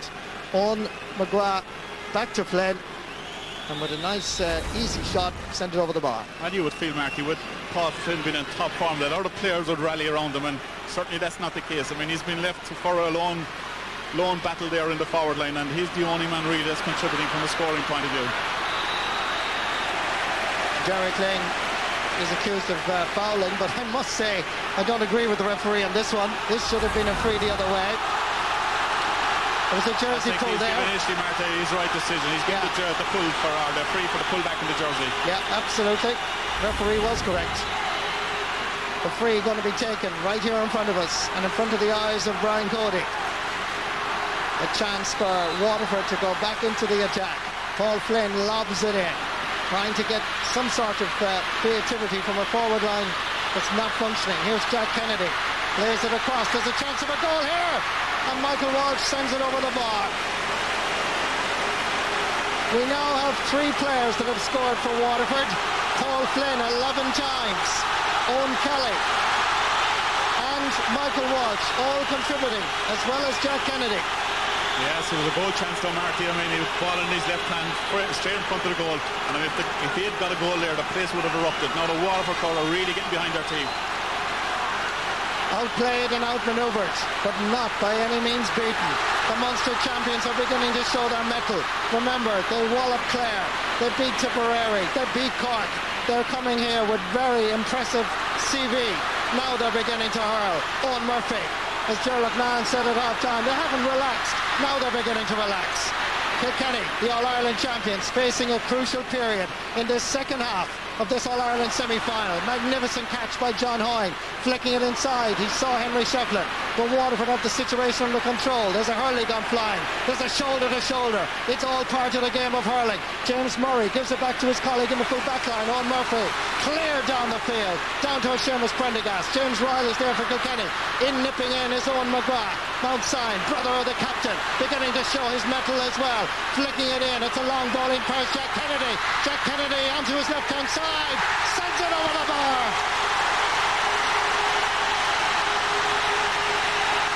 Don't go for the sandwiches yet. No, this match is by no means over. No, they're certainly asking the questions, and they've gone to it, maybe a 2-man full forward line, and it's a great ball up the field by Owen McGrath. Great catch by Jack Kennedy, and that's his second point in the second half, and what an inspiring substitution that's proven to be. Battle here in front of us in the Hogan stand. The ball is loose. Back there helping out is Owen Kelly. Another Mount Sign man. Gets by the challenge of TJ Carey. Gets it onto his right hand side. Drives it over for Seamus Prendergast, who leaves Tommy Walsh for dead. There's a player inside. It's Owen McGrath. It's Seamus Prendergast with the slipper glue to the hurley. Goes for the point. And the Munster champions are on a roll. But the referee has blown his whistle. He's blown his whistle and he's given a free out. I think he got the ball 3 times, and that's not allowed. That's what he's indicating, Marty, that he's given a free out for that. And the Waterford guy is not certainly happy as once. Yes, twice, yeah, and he caught it again. You know, so it was three But it was times. three times, yes. Yeah, the referee is correct. He had to catch it the first time as well initially. So the referee is correct. But Croke Park is beginning to see that the All-Ireland champions are going to face a test. Despite 3 cracking goals in the first half. James McGarry with the free. Waterford now playing with a little bit more confidence. Can they maintain it? Here comes Kilkenny. A chance here. Waterford surrounds the Kilkenny attacker, and that ball is gone wide. 3 points between the teams. Just about 20 minutes left. Puck out comes straight to a Waterford player, luckily enough. This is Seamus Prendergast. He won't do it a second time. Drops this in. It's 2 against 4 here. One of them is Owen McGrath. Oh, Tommy Walsh, what a beautiful rob. Beautiful hurling by the wing back. Kilkenny still under pressure. Waterford keep it going, but the referee has blown his whistle. He spotted in a foul. Hard to hear with the crowd here and the level of noise. I think he's going to get a slap ball, Marty. I think he blew very, very early there when the ball was in between the 2 players, so I think he's going to give a slap ball. Aidan McSlivna calling for the sliotar. Going to give a throw ball. Owen McGrath again, much more prominent now. Referee watching closely. Kilkenny have it, thanks to the hard work of Ken Coogan. There's a chop down by the Waterford player, and it's a free out for Kilkenny. Paul Flynn is quite annoyed, and for descent there's an extra 13 metres.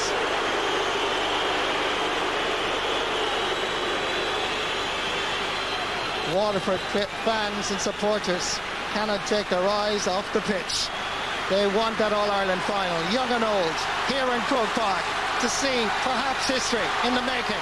James McGarry will be trying to make his own history as Kilkenny go for 3 in a row. Did the ball hit anybody? The ball doesn't go over the end line, so it doesn't matter. Waterford defence under pressure.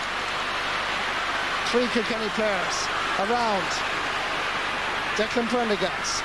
Ken McGrath's back there. Keeps it in play just about. Won't come up the first time, but there's a push on the Waterford captain, and that's a free out for Waterford. Yeah, the last 5-6 minutes, very noticeable. Ken McGrath's come way into the game. Waterford have adopted a plan that Clare had as well, Marty. They were only playing 2 men inside, and we saw what happened to Kilkenny the last day. When they had 2 men inside the inside full forward line, when they started running at the defenders, it caused all sorts of problems, and that's beginning to happen now at this stage. Tommy Walsh stays as an extra defender, back behind his half-back line, between the half-back line and full-back line. Breaking ball is there off Pete Parry's fingers, and that's sent over the line by Noel Hickey, and that's going to be a sideline ball for Waterford. Sideline ball going to be taken by Dave Bennett. Scorer of 8 points in the championship campaign so far. Plenty of time for Waterford.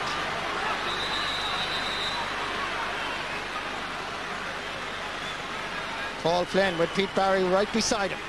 Dan Shanahan and Noel Hickey shoulder to shoulder. Dropping this one in to the unmarked Tommy Walsh. Oh, fabulous block down by Paul Flynn.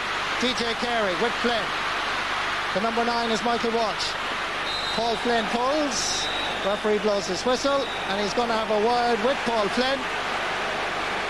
Owen McGrath is being called as well, but I think it's Paul Flynn. And this goes back to the episode of Descent, I think, as well, a while ago. Yes, I mean, for all the good he's done with all the scores and stuff like that, you just cannot go in there and pull in a situation like that. And he's made contact with DJ's legs, and he's got his yellow card now, and he's given the free out to Peter Kilkenny. Yellow card for Paul Flynn. First yellow card of the day. This is for the pull here that developed in this melee. As we come back to the action, James McGarry. Dropping ball again on the 20-metre line. Goes off the fingers of players, but it comes to Owen Murphy. He's half hooked, comes first Henry Shefflin, and Henry sends it wide. Unlucky 13 for Henry Shefflin. That's the 13th wide for Kilkenny. And very noticeable, Marty, where Kilkenny were winning out in the first half. There was loads and loads of space. They were keeping the game very, very wide. In the second half period, there's so many bunching of players around the square, they're around the full forward line, and they're not getting clean possession.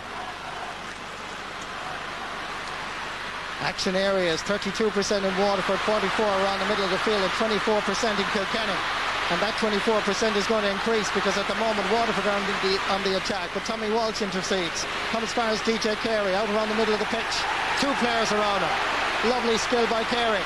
Kicks it forward but loses possession. Tony Brown tries to get a hurley to it. Knocked back by John Hoyne. Comes as far as Henry Shefflin. Floating it inside. 1 against 2 here. Comes to Waterford.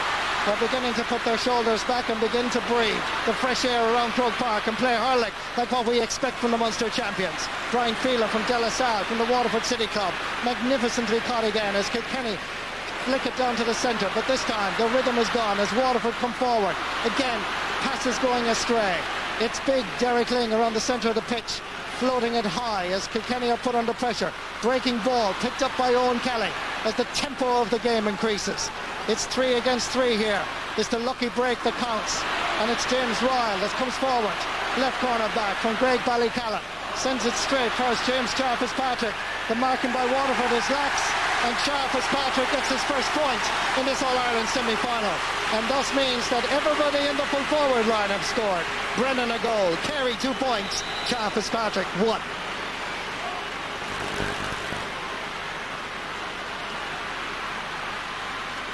Oh, fabulous catch again. Waterford continue to keep the pressure on despite being outplayed in key areas. Michael Walsh driving that, however, right and wide, and that is 5 wides for Waterford. Remember, Kilkenny have 13. Waterford are introducing Paul O'Brien, the hero in the match against Tipperary. Owen McGrath is the player that's going to make way. I thought Owen McGrath was more visible in the second half, I have to say. Well, probably one of the more effective forward there in that second half period. Very quick on the breaking ball, and he was causing a bit of a threat in around the square there. But we saw Paul O'Brien before Marty come around against Tipperary and Parky Queven scoring that all-important goal. Very, very good player as well. Still under 21 and a valuable member of the Tallow Club. There was dangerous play there, and the referee is going to have a word, I think, with Ken McGrath. And he's taken out the book as well. Be interested to see that again, Marty. I think it's a high ball from the puck, coming from the puck down top, and well, Adolf McSunda immediately blew the whistle, and yes, he is showing a yellow card. So Ken McGrath joins Paul Flynn on the yellow card list, and John Hoyne meanwhile gets some medical attention. Let's see it here again. Oh yes, there was a wild pull. It's a wild pull and certainly bookable offence. Bookable offence, yep. Henry Shefflin. 4 points between the teams.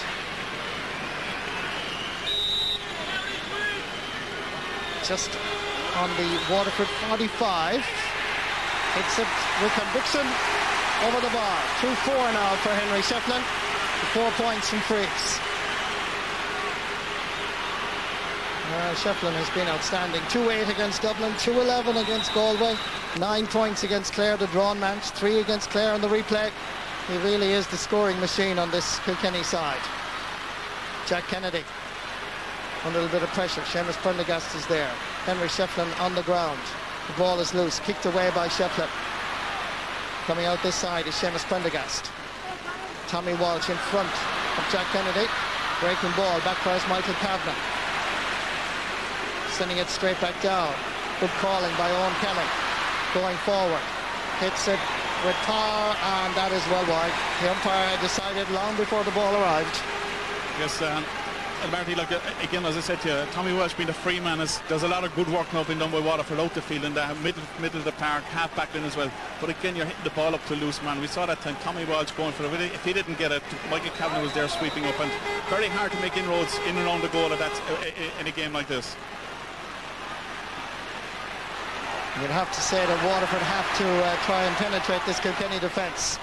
But with Henry Shefflin on form, every time it goes down to this side of the field, it's dangerous. Ball gone wide. Just about 9 minutes left in this game. 3-11 to 15 points. 5 points the difference. Ian O'Regan taking the puck out quickly. James McGarry yet to make a save in this match, thanks to a very determined and focused defence. Another free for Waterford for a foul on Seamus Prendergast. Going to be taken by Paul Flynn. Score of 11 points. 10 in the first half, 1 in the second. It's probably too far out to go for a goal, Marty. He's dropping this one in, perhaps deliberately. Paul O'Brien is battling hard. James Ryle is there for Kilkenny. Stalemate in front of the goals. Dan Shanahan coming across the face of the goal. Tommy Walsh, beautiful pickup. Beautiful hurling. You just love watching Tommy Walsh, whether you're from Kilkenny or Waterford or wherever. Backfires Owen Kelly. Referee has blown his whistle for a chop down, and it's going to be a free to Waterford. This is the reverse angle. Look at the skill here in front of his goal, under pressure. Wonderful. Great skill, but I mean, you'd ask the question, why didn't Paul O'Flynn put the ball over the bar? He has got another opportunity to get 2 points, and you're bringing the lead back down again, and there's still plenty of time on the clock, Marty. Tommy Walsh on the goal line as Paul Flynn connects better with this one and sends it over the bar.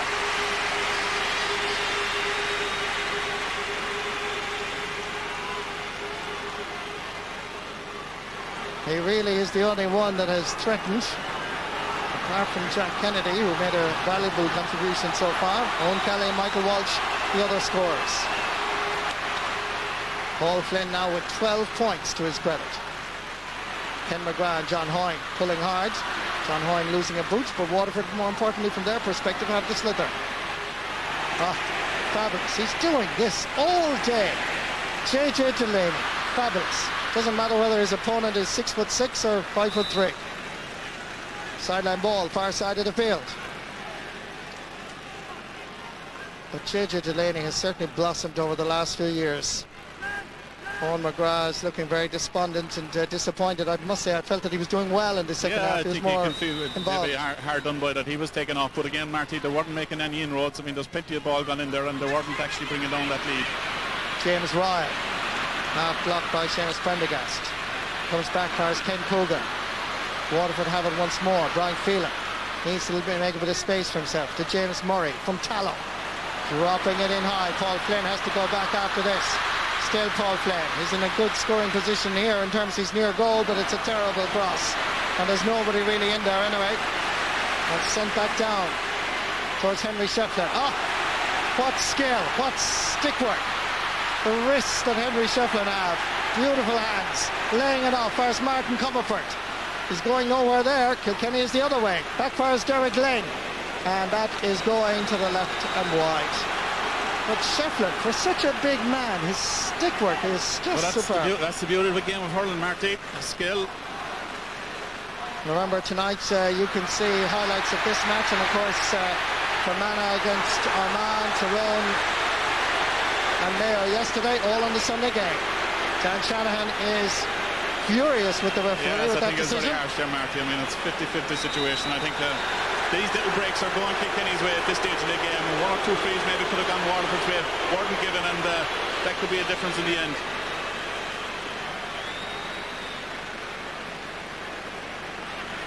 Nobody leaving Croke Park.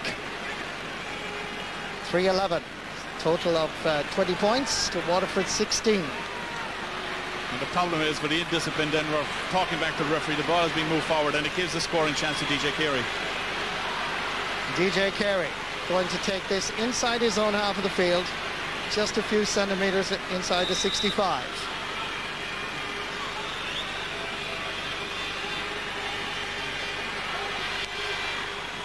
Didn't quite connect the way he desired. Goes all the way back past Owen Kelly. He took it off the hurley of Ken McGrath, but he's down there, helping out his defence. Good block down. Waterford have it once more.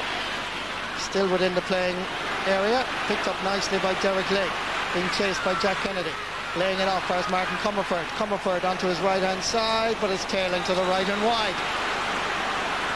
Just over 4.5 minutes left in this All-Ireland hurling semi-final. It's still anybody's game. Fabulous catch by Peter Barry.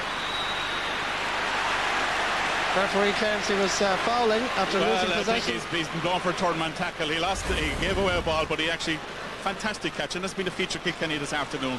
Straight up into the air. Watch when the ball comes away from there. He actually gets rid of the ball, but he holds the Waterford player from actually trying to get to the ball, and deservedly it's a free into Waterford. Now, what will Paul Flynn do here? Drop it in or tap it over the bar? Put the ball over the bar, Martin. So let's see. Paul Flynn, 66 minutes, 21 seconds. He hits it, and it's gone over the bar. 13 points for Paul Flynn this afternoon. And if Waterford are still in the All-Ireland series in about 4 or 5 minutes, they can take a lot of credit for it, and give a lot of credit to this man. It's a fantastic performance, and it's a pity maybe there doesn't have 1 or 2 more around. They're doing exactly the same as what Paul has done, and to score that amount of scores, or to get that amount of points, is fantastic. Tuck out around the middle of the pitch. Here comes Owen Kelly, sending it up Tommy Walsh. Ball comes down. Oh, back to Canada. There's a chance here for Waterford. The ball is loose. Can Jack Kennedy get a hurley to it? Kilkenny survive thanks to tremendous defending by JJ Delaney. 2 against 1 there, and Delaney kept his composure.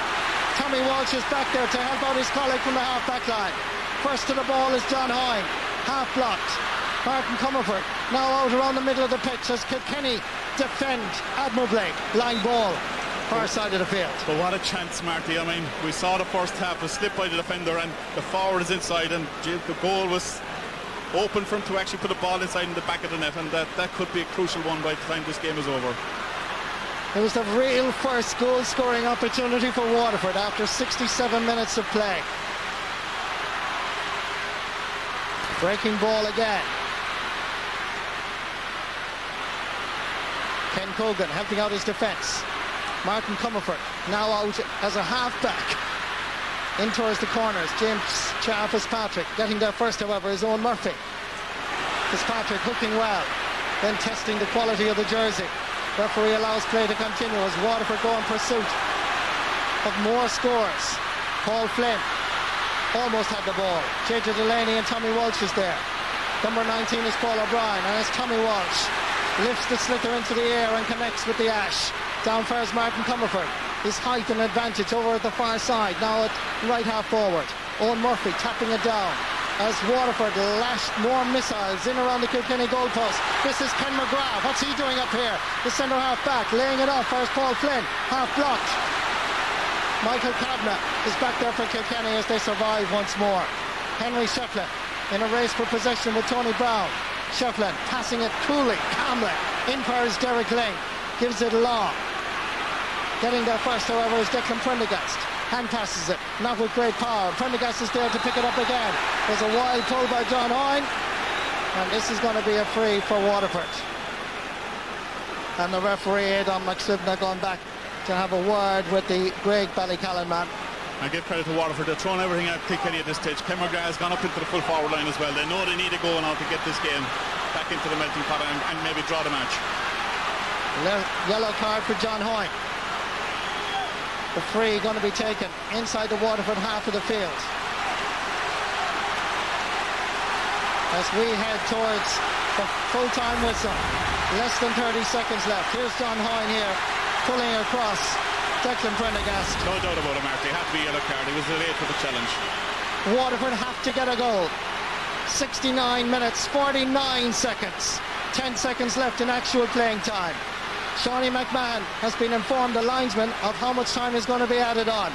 2 minutes to be added on in Croke Park in this All-Ireland semi-final. Dropping it in is Dave Bennett. Is there a connection? It comes out first Ken Cogan. Manfully, Kilkenny guard their goal and help out James McGarry. Waterford try and keep the pressure on. Comes far as Martin Comerford. Lays it off to Henry Shefflin. They're all playing backs now. Shefflin in front of the Cusack stand. Gives it plenty of air. Eno Regan is coming off his goal line. Gets there ahead of anybody else and sends it back down into the Kilkenny half of the field. 2 against 1 here. Bit of calling, a bit of communication. Waterford retain possession. There's a chance here in front of the goals. And it's still there. Waterford try and get the ball in the net. James McGarry gets a touch. Cleared. Kilkenny live on their edges of the ball sent out the field. Grasped again by Tony Brown. Sent back in again. Waterford dropping in these high missiles Wonderful catch, this time by Jack Kennedy. He squeezes it out, but again a Kilkenny defender is there. Manages to get out first. Comerford now playing at centre half back. The All-Ireland champions playing with power, passion and heart. Can they survive? Can they get to the All-Ireland final and go for it 3 in a row? Or can Waterford get there for the first time since 1963? Jack Kennedy getting inside one, taking a shot and sending it over the bar. It's breathtaking. It's heart-stopping. It's fantastic stuff, and great credit to Waterford. They never say die attitude. They kept fighting, plugging down that lead, and that's a storming finish they're putting in there, and being very unlucky that they haven't got the equalising goal. 71 and a half minutes.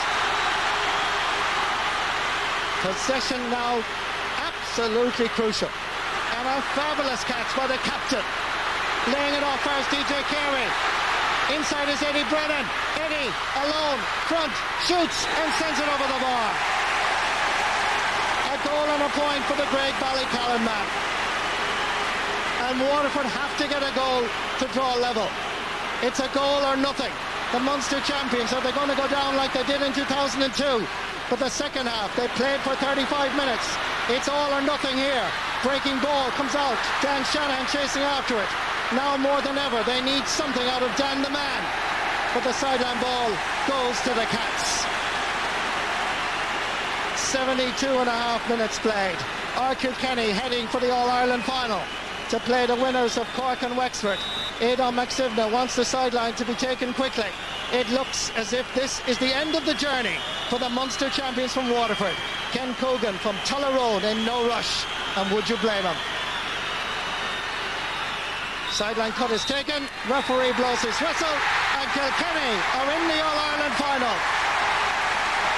Waterford are devastated, none more so than Paul Flynn. Eddie Brennan consoles with him. This was going to be their year, they felt. After winning the Junior All-Ireland football title yesterday against Leitrim, they felt this was their weekend. But for Brian Cody, it's a chance of history and a historic 3 in a row. No doubt about it, Marty. And I thought when you look back at it, I'm sure Waterford will be disappointed with the goals that is conceded in the first half. Because if they played like they played in the last 10 minutes, they certainly would have put up a greater challenge to Kilkenny. But you have to give credit to Kilkenny. They've been through an awful lot, Marty, in the last couple of weeks. Stood the test of time, came out again today and gave a powerful performance. I'm sure Brian Cody won't be very, very happy with the second half performance on the basis that they missed an awful lot of chances to kill off the game and allowed Waterford back into it. But you have to take your hat off to Waterford. This never say die attitude, and we always felt even in the Munster Championship when the games were going against them, they battled and they got themselves back into the game. And I said previously, they were just very unlucky that they didn't get a goal there to equalise the match. Well, you saw the expression there on James Murray, the cornerback, the bearded man from Tallow. Waterford cannot believe it. They really felt that having beaten Clare and Tipperary and Cork, that they could then face undoubtedly the best team in the country, the men from Kilkenny. But Brian Cody has reorganised this Kilkenny team for Paul McGrath, despite a wonderful performance here, scoring 13 points. It's Brian Cody that leads his team back to Croke Park and a chance for winning 3 in a row. And you'd have to say no team deserves that opportunity at least than these Kilkenny men. Well, they showed themselves. People asked the question, would it be tired? I mean, after all the games that they had, and certainly looked that way in the last 20 minutes. The legs were gone from a lot of the players out there, but they battled and they battled hard, and I think credit will have to go to their defensive unit as well. I mean, they came out time and time again with balls in their hand, Marty, and the Waterford half-hour line just could not get near them. And I suppose, I mean, the ploy of leaving Tommy Welsh, the extra man there in the last couple of minutes. Yeah, I mean, that's the bitter pill you have to swallow, losing in All-Ireland semi-final. It's a huge one, Marty, and I'm sure Waterford players, I mean, they'll be thoroughly upset. I mean, there was a lot of expectation.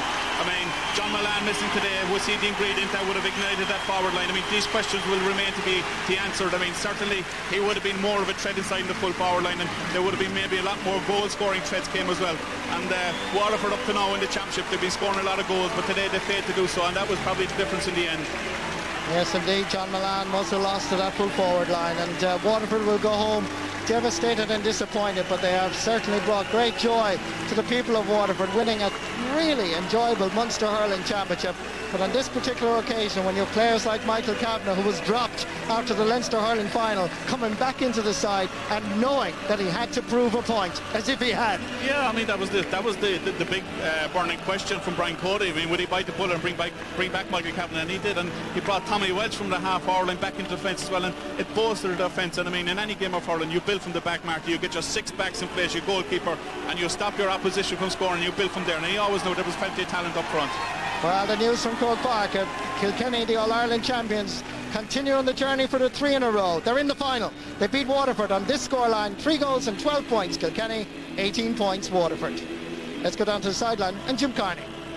Brian, congratulations to you and your team. We want to talk about your team, but it's hard for me as a neutral to stand here and talk about one team without talking about two, because this was a man's game and the two teams played it like that. Very definitely, Jim. You know, I'm absolutely proud of Kilkenny, obviously. You know, I thought today, I thought our backs were outstanding. You know, you can say what you like, but I thought they were superb today. And the work rate of our forwards, midfielders, Coogan, Derrick in the midfield, James again. It's team, the whole thing. But I agree with you, Waterford were excellent. You know, we got 3 goals. That's worth 9 points. But they kept coming back, plugging away. And you know, they proved all through the year they're a great team. They proved it once again. And you know, it's heartbreaking for them today, but they're going to be back. But again, like, you know, it's really brilliant for us to be in an All-Ireland final. And fantastic entertainment for us and for the 1,000 watching here and all over the world, Brian. And the last heart-stopping minutes there, you might not know this, but your keeper had to wait 72 minutes to make a save, but he had to scoop a ball out there in the end. Well, I suppose we appreciate James McGarry's brilliance all the time. You know, I think everybody does. I mean, I'm not trying to be saying anything by saying that. Excellent goalkeeper, and I think the hallmark of a goalkeeper is when you're not called to do anything too often, to be ready and concentrated. But again, it's just a team effort. But again, it's fantastic day for hurling, I suppose, and it's easy for me to say that now. But massively sporting game, outstanding contest, and I'm looking forward to being here next Sunday to the other semi-final. Brian, just a word about you fellas now. Just leave aside the hurling for a minute. They're amateurs. It was asking an awful lot of them the last month. It's been an amazing month, really. I mean, JJ Lane, Tommy Walsh, they're a bit younger, but some of the older lads, 5 years on the go. DJ's gone back a long time. Some of the others are going back a long time. Henry had a tough week, but he came out here and scored. He had 2-2 there before, but no time almost, you know. I mean, from the human point of view, we talked about this yesterday in the football because there were human stories.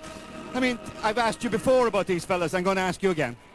Yeah, well, the human story is a very simple one, essentially, Jim. You know, they're all like the rest of us. They're just ordinary Joe subs at the end of the day.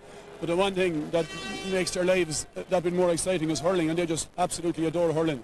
They'll hurl until the cows come home, sort of thing. And you know, they love training. And I mean, people talk about feeling sorry for the county players with training to do and all that. These lads will train 7 nights a week. They don't ask. You know, they just ask when are we going again. Like the hurling, they can only play hurling for a certain period of time, and they love it. And I'm sort of enjoying it myself as well. Sure are, Brian. We say thanks to Kilkenny, thanks to Waterford, thanks to you. You always come and talk to us. Thank you and well done. Okay, well done. And with that, we hand back to Michael. Jim, yeah, great day for Kilkenny hurling. Brian Cody, obviously a very happy man after all of that. They went to the All-Ireland final once again. That little piece of history is still ahead of them. But heartbreak, obviously, on the day for Waterford. Looking back on that game, Cyril Farrell and Gerald Nan, difficult to sum it all up. I mean, Kilkenny were brilliant. Waterford tried hard, but it just didn't work for them. I think you put your finger on it at half-time, Michael. Would Kilkenny's tiredness show on the second half? It definitely showed in the last 25 minutes. They were flat out on their feet. But what comes across at this Kilkenny team again and again is that terrific character. Their refusal to lie down, their refusal to yield, especially their defence. Their defence and midfield were absolutely fantastic in the last 25 minutes. We must compliment Waterford. This wasn't the Waterford of 98 or 2002. This was the new Waterford. They were most unfortunate not to get a draw at least. And the big change, in fairness to Justin McCarthy, was when we put that extra man out at midfield. That's when the game changed. Now, if they did make a mistake, I think they bunched it too much. And Settle said that to me about 25 minutes ago. I said, why, you said, why are they bunching so much? Yeah, well, you see, the thing is, Kilkenny are they're crafty and they're very good. I talk about their half-back and forward game. Full back line today was fantastic. Now, to be fair to Justin McCarthy, he brought out a third midfielder and it worked. But then Cody came up behind us here, Michael, in front, and he got Tommy Welch as a sweeper. That worked as well, you see. So you're playing the goals are the winning or losing of the game. Kilkenny got 3 of them. Now Waterford got a chance to, didn't take it as such, and like then they were never really going to win it. Now they really came into it. Young Kindy came on, he got 3 points from play. Well, this is, I mean, you know, when you look at the scoring stats from this game, Paul Flynn, from a Waterford point of view, obviously dominates the entire thing. Owen Kelly got a point in the first half. Young Jack Kennedy came in at half-time. He got 3 points. It did. And Paul O'Brien as well came in and played very well. And like he was the most unfortunate with that goal. He just didn't come up right for him.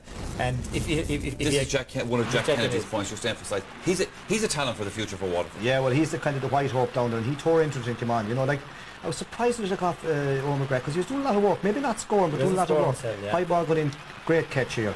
Left-handed, bang over the bar. Like that's what wasn't happening. Okay, Paul Flynn was doing it. I think Paul Flynn got 13 points altogether. He got 13 you know, points, but this Kindy guy came on and got 3 from play, which is a great return against a great Kilkenny defence. Yeah. Isn't it often scoring 13 points in the semi-final and then end up on the losing There's no doubt. There was that chance there, you mentioned there was that chance there for Waterford. It's so unfortunate the ball gets stuck under your feet. Kilkenny were on their last legs at that stage, Michael. They were just flat to the boards and they were just holding out Hurley in. As you said, Tommy Welsh was guarding the full back line. He was just there standing in front of the back line. But then the one chance came, you know. And if they had got that chance, they could have won the game because the flow of the game was with them at that stage. But you know, I suppose when it comes down to it, that bit of craft that Kilkenny have, that resilience, that desire they have to win that third in a row, that's what kept Kilkenny going in the end. They were working from memory, really, you know, because the legs of so many players were gone. But I'll tell you, that team has character. And now that they're in the final, they're going to take some stopping. Oh, they sure are. But I mean, I'm sure every Kilkenny heart was stopping when that ball came scuttling in around here, kind of, and it could have ended up anywhere. Yeah, it could have ended. And if Waterford had to get a goal that stage, you'd feel that the flow was with them. But like the more than clear the first day, like you'd imagine near the end of the game or into extra time that they were on top. But here, like you see this ball going, just breaks there. The Kilkenny back forward doesn't come up for him, can't get a touch, flick across here. And the Kilkenny backs, keep shoving it. Watch Tommy Welsh though, he'll come around in the middle in the second. Little flick out, JJ Delaney, brilliant player. These guys are very, very good. I think the Kilkenny half-back line are completely underrated. Okay, Tommy Welch is flamboyant, but you have Delaney and Barry who catch a lot of ball, left on the top, catch with the right, and if they don't strike, they'll give a little hand pass to someone else on and overlap and drive it out. There's the real kind of the engine, and the 2 boys midfield. Now, okay, you know, they're a bit wayward. Ling is good, gets a few points again. Coogan put a lot of balls away, but he does a terrible lot of work. That 5, that's the triangle. Now, if it's Wexford or Cork in the final, they have to get on top there. If they don't, they're not going to win. But Barry was a colossus today. He was absolute colossus in the back from beginning to end, and even right there at the end, that magnificent catch he made. You know, the ability of Kilkenny to win ball in the air, especially in the defence, was the thing that held them. Because, in fairness now, we criticised the Waterford full back line, the Waterford backs in the first half, but they cleaned out everything. Once they got that extra man there to protect them, they just cleaned out everything in the second half. Okay, gentlemen, we have a quick break to take. We're still here at Croke Park. More to talk about this All-Ireland semi-final after that.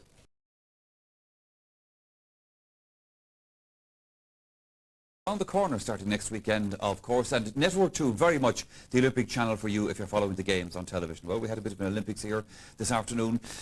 Waterford, when you talk about their defeat, you have to look at 2 things here. With the goals, obviously, in the first half, but let's talk about the absence of John Mullane first, because a target man like that, and there was 1 or 2 fellas weren't doing it today. Well, there's no doubt about it. John Mullane is a big loss to Waterford, or to any team. And like they had Shane O'Sullivan on instead of John Mullane. Now Shane would have a future, but like John Mullane would have been on, Shane would not have been picked.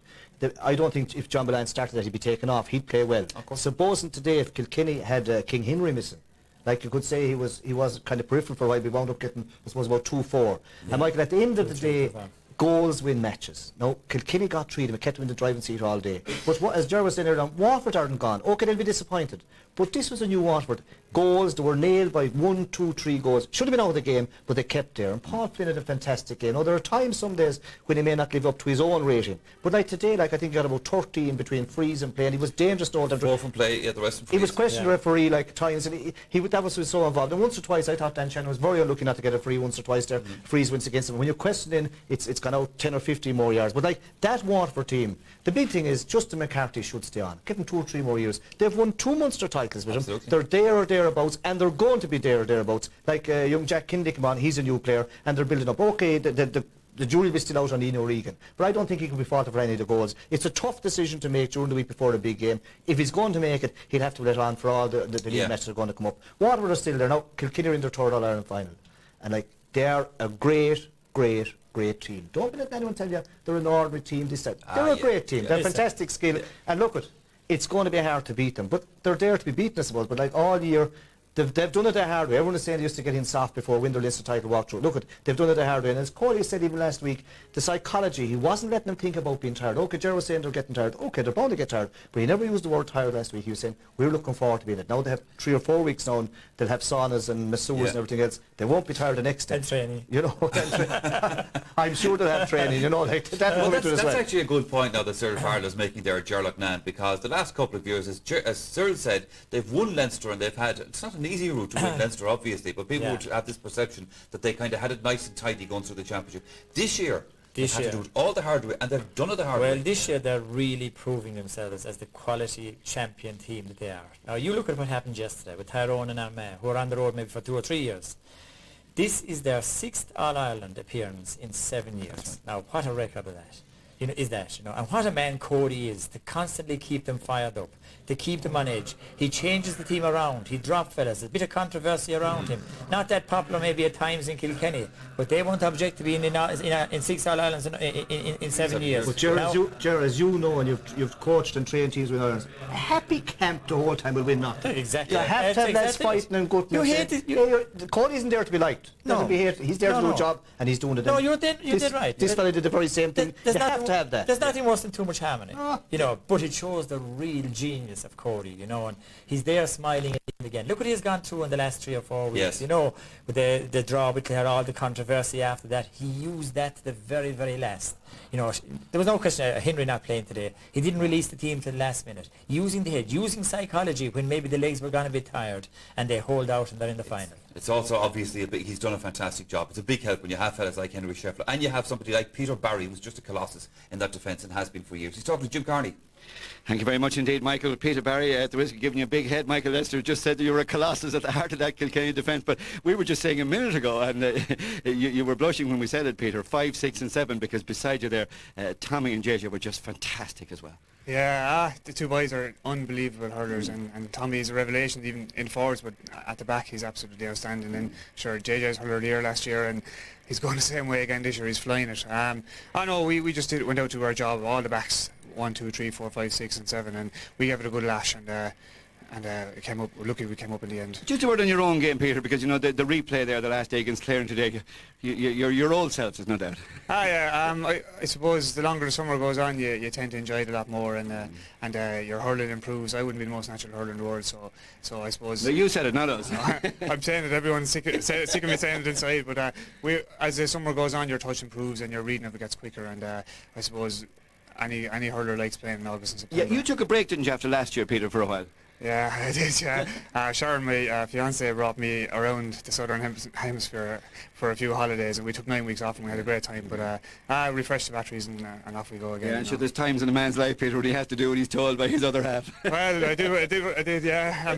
Not times, all the time in my life, I tell you now. Now, I was talking to Brian about this, Peter. You know, you're a long time on the road as a team. You know, we're talking about 5 years, maybe in one case, but, you know, some of you go back a little bit further. DJ goes back a bit further. It's all right for Tommy Welch and these lads coming in and all that, but just tell us about the hunger that's still there. Is it the jersey?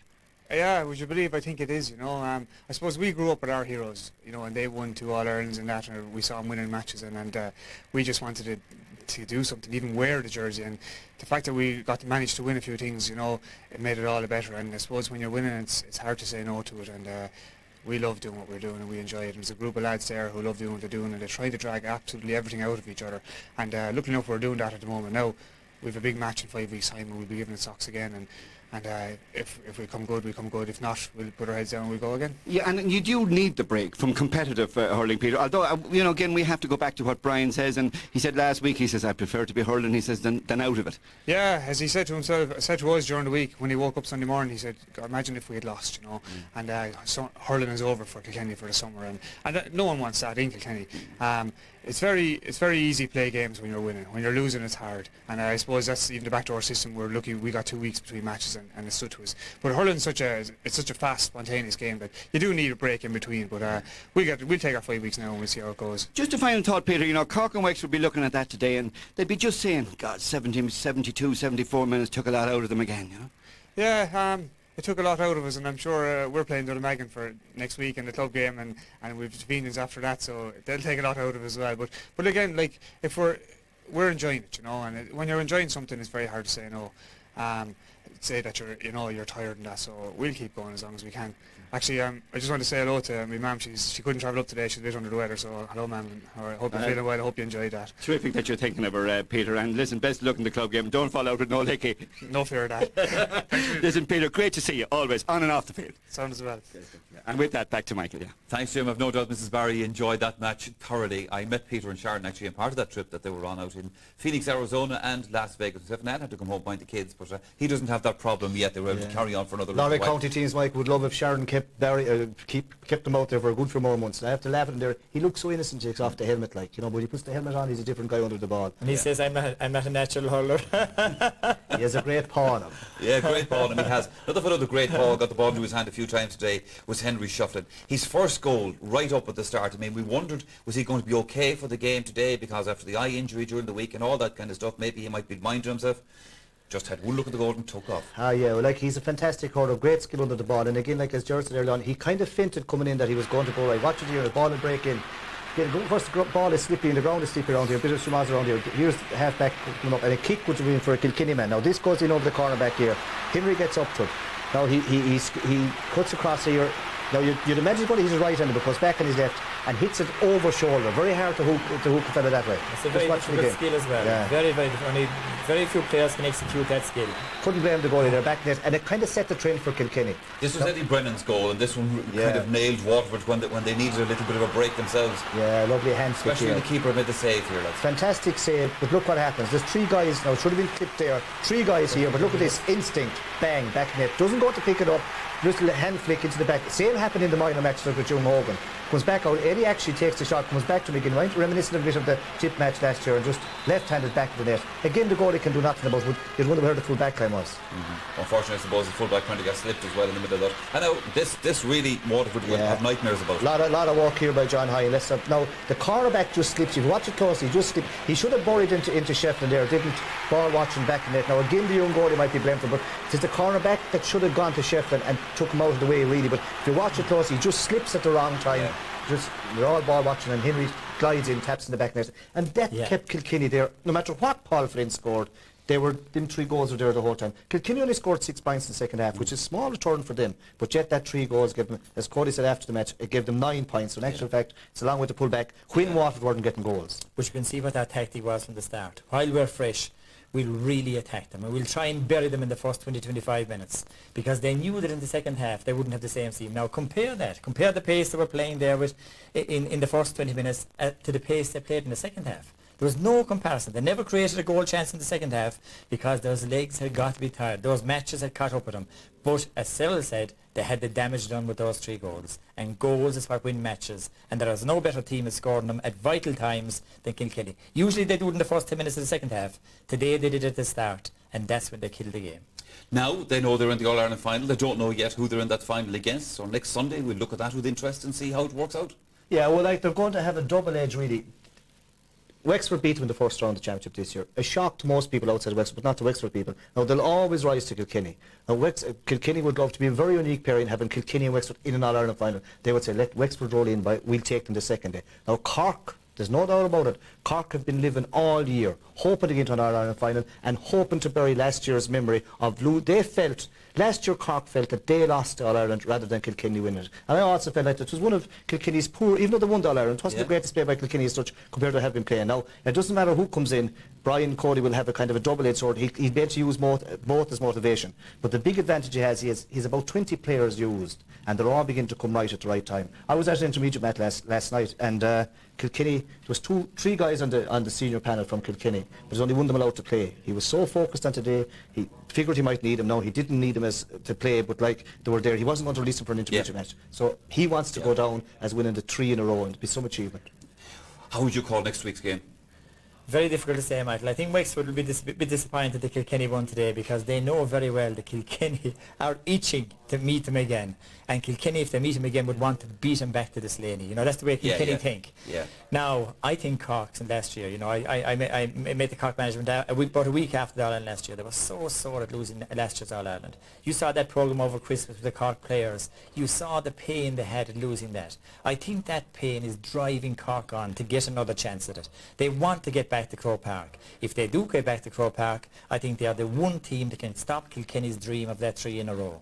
But next Sunday, everything will be told. Well, gentlemen, we have another interview standing by. This man came to Croke Park today. We thought he'd be only able to see the post out of one eye. Well, even if he was, he scored 2 goals and 4 points out of it. Henry Shefflin. Henry, thanks very much for coming out to talk to us, and congratulations to you. You're a bit hard on yourself a minute ago privately, Henry, when you were talking about how the game panned out after your 2 goals. You finished with 2-4. That's a nice tally. Now, Henry, first of all, I know you had a difficult week, but everybody down there was rooting for you in Kilkenny because they love their hurling in Kilkenny and they love their hurlers too. But today, Henry, extraordinary game going out there. Did you think you'd have 2 goals in so quick? No, I didn't, to tell you the truth, but I suppose we were lucky we got that kind of start and we had those goals near the end because Waterford couldn't seem to get a goal. If they got one, they might have went on and won it, you know. So it was lucky we got the start and lucky our backs were so good, I think. Yeah, I think we were chatting to Peter Barry as well, Henry, here. We were chatting to Brian out in the field as well. And I think today is a day really when you fellas have to really say that your backs did it. Oh yes, we always say that, you know. I think last year we stuttered through the All-Ireland and our backs were absolutely magnificent then, you know, and they probably didn't get the credit they deserved, but today I think there was 15 minutes there where they were totally under the cosh, you know, and I just felt they were absolutely marvellous, you know. Every one of them together, they weren't individuals, they were sweeping in behind each other, and now they know how we feel in training every night. Yeah, it was a day for flicks and hooks and catches and everything, and this catching skill that some of you fellas have. I hope Gerard Loughnane is listening to this now, because he said to me privately when I was just chatting about some of your players, and he talked about JJ Delaney, and he came up with a fantastic description. A poet wouldn't come up with it. He said he'd catch swallows going out haggard. That's definitely true, and only Gerard could say it, you know, but I think, you know, the backs are absolutely magnificent, and they just all work hard together, and everyone is together, you know. We also have 15, 16 lads down there who didn't get a chance to come on today, but everyone was together, and we're delighted to be back in the final. Yeah, and we're delighted to see you back here, Henry, and Kilkenny as well. Well done to you, and we're thinking of Waterford as well, because they just were fantastic today, Waterford. Absolutely brilliant, and I suppose the supporters, the colour they bring, we know about them down around where I'm from, you know, so it's a pity that someone has to lose, you know, but I think they can definitely hold their heads high, and I'm sure they're going to be around for a number of years because they are a young team. Absolutely. Thanks, Henry, and thanks for coming out to talk to us. And with that, back to Michael to wrap up the programme. It's been a fantastic day for hurling. It certainly has indeed, Jim Carney. OK, that's about it then from Croke Park. I've been here so long this weekend. I'll tell you something, JJ Delaney won't catch me going out the gate today. I'd be the swallow he's going to miss. The programme tonight, of course, will sum up all of today's action. We'll be naming our man of the match from today's game. That's the nighttime edition of the Sunday game coming your way a little bit later on. Thanks indeed to Ger and to Sarah for being on the programme with us here this afternoon. Well, it's been a Trojan effort here at Croke Park. Waterford had dreams of being at the All-Ireland final, but Kilkenny are chasing hurling history, and now they're just one game away.